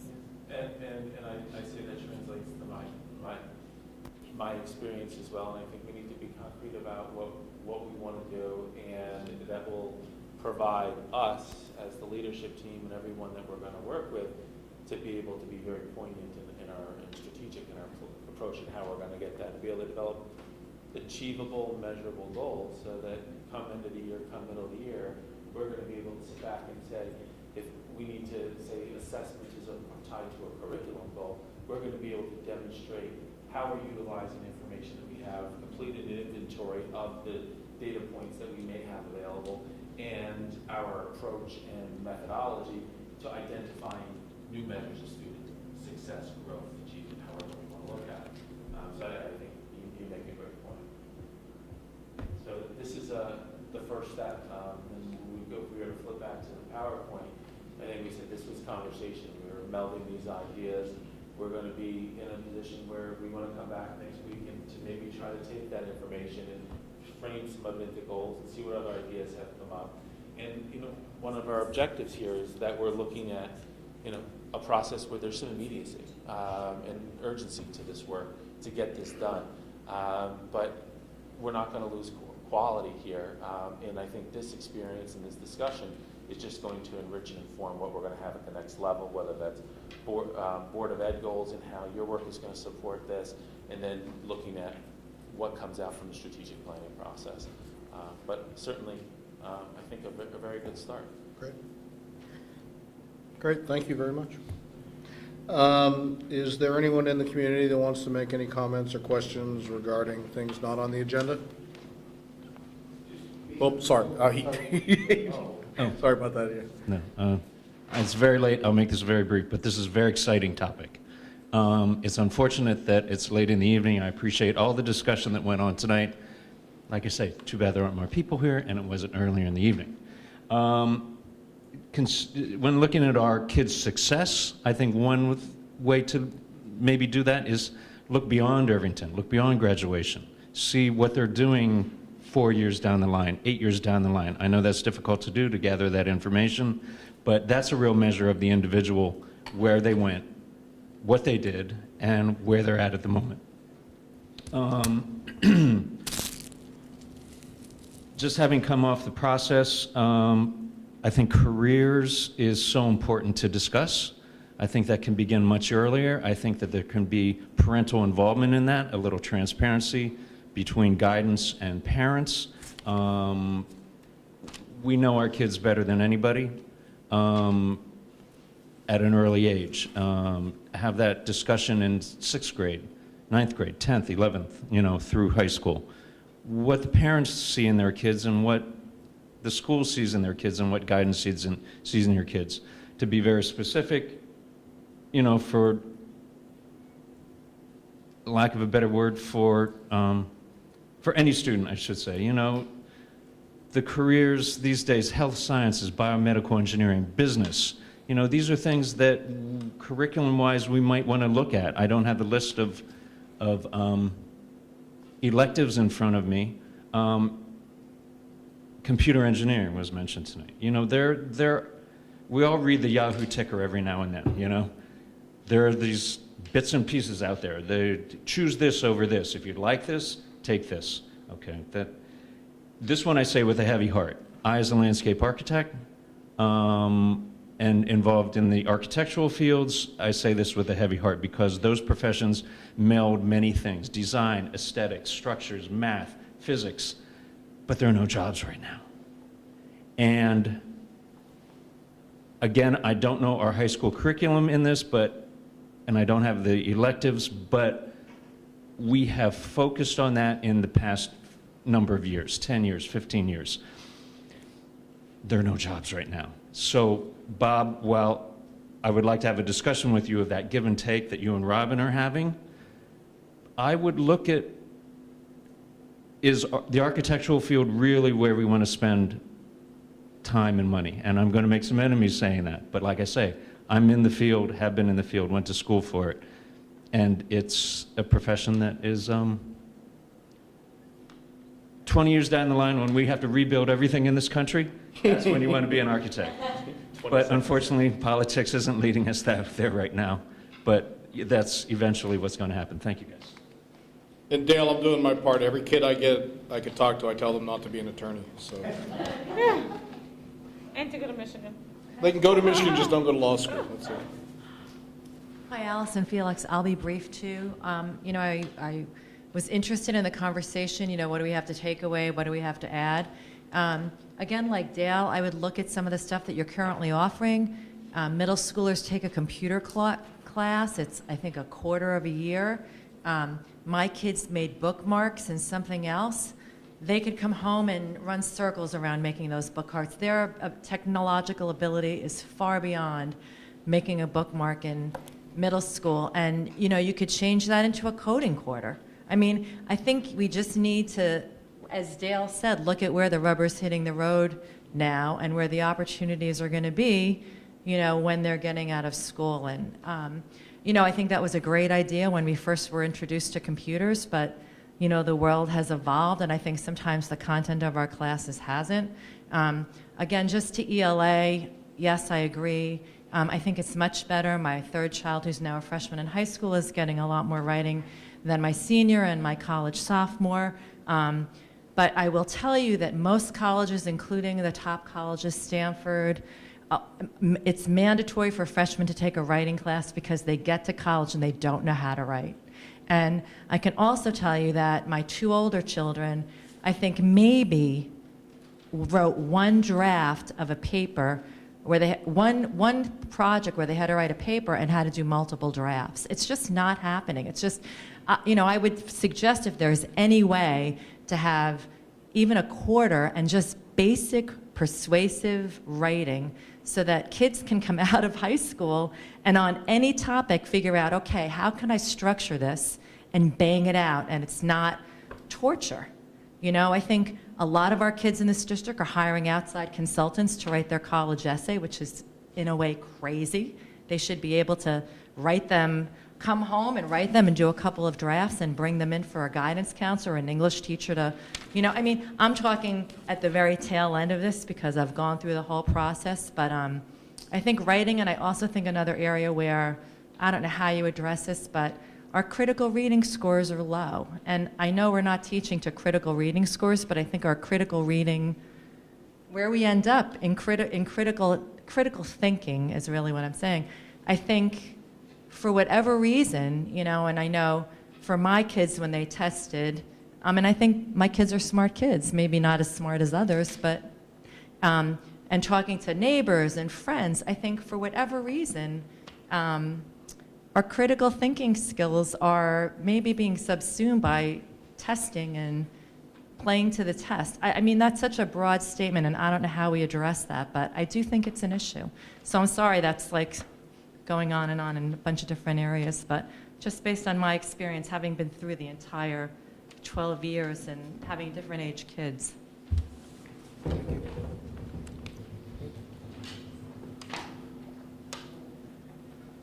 In terms of what you said, Maria, I think it's a fantastic point. I don't want my kids to be common. I can go anywhere and pay a lot less money to get common. And despite what, you know, President Putin says, I want exceptional.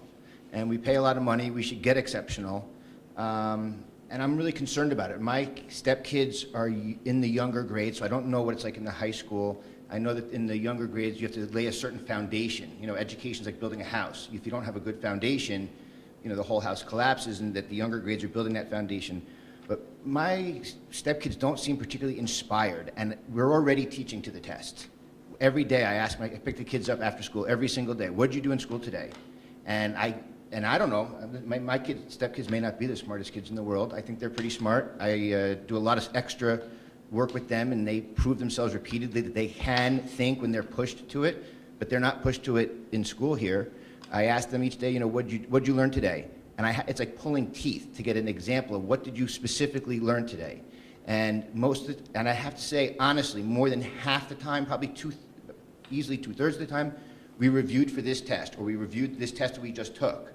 And a lot of their schooling, and they're in the, what are they in, 5th and 6th grade, so we're at the beginning of the school year, so all based on last year, you know, the 4th and 5th grade. A lot of it was just about the test. And it's very discouraging. And I spend a lot of time at home teaching them other stuff. And I have a full-time job, but I spend hours a day going over other things that aren't covered here. And sometimes it's disheartening. And I don't know, Mr. Montgomery, you said something about we don't want to fall into the trap of teaching to the test. We may already be there. And that's a real concern to myself, and I know other parents that I speak to, feel the same way. And I can say that this issue of critical thinking has been used in educational dialogues for years, and I'm not picking on Irvington in this particular statement, but we just haven't gotten there. My father's a college professor, been for 40 years, and he has the overwhelming majority of his freshman students, they cannot read a couple of paragraphs and then give you an analytic thought, summarization of what those paragraphs are about. The writing levels are atrocious. One of my first jobs after college was teaching remedial writing at a college. And I didn't want to talk myself out of a job, but I said to the guy interviewing me, why are we teaching, if they can't write, how did they get into school here? And I don't know what it's like for my kids are young, and I've only been in the district a couple of years, and so I don't know what our graduates are like. But I know that on a national level, the graduates in this country, they have real trouble with basic things, and we're talking about adding Mandarin and computer programming. I think those things are great, but they should learn to read and write and do basic arithmetic first, and somehow try and inspire them. And I know inspiring a young person is really difficult. It's tremendously difficult because I try and do it every day and bang my head against the wall half the time. But somehow to get the teachers to inspire these kids to want to come to school, to enjoy the learning process, and to want to do something better than just getting a good grade. Thank you. That's it. Does the board have any comments they'd like to make? When's dinner? Hearing none. Our next meeting will be October 8th, 2013, same place. Can I get a motion to adjourn? So moved. Second. All those in favor? Aye. Thank you all. Listen, I'm sorry if I cut you off. I can't have a conversation, and then you're like, no, I'm going.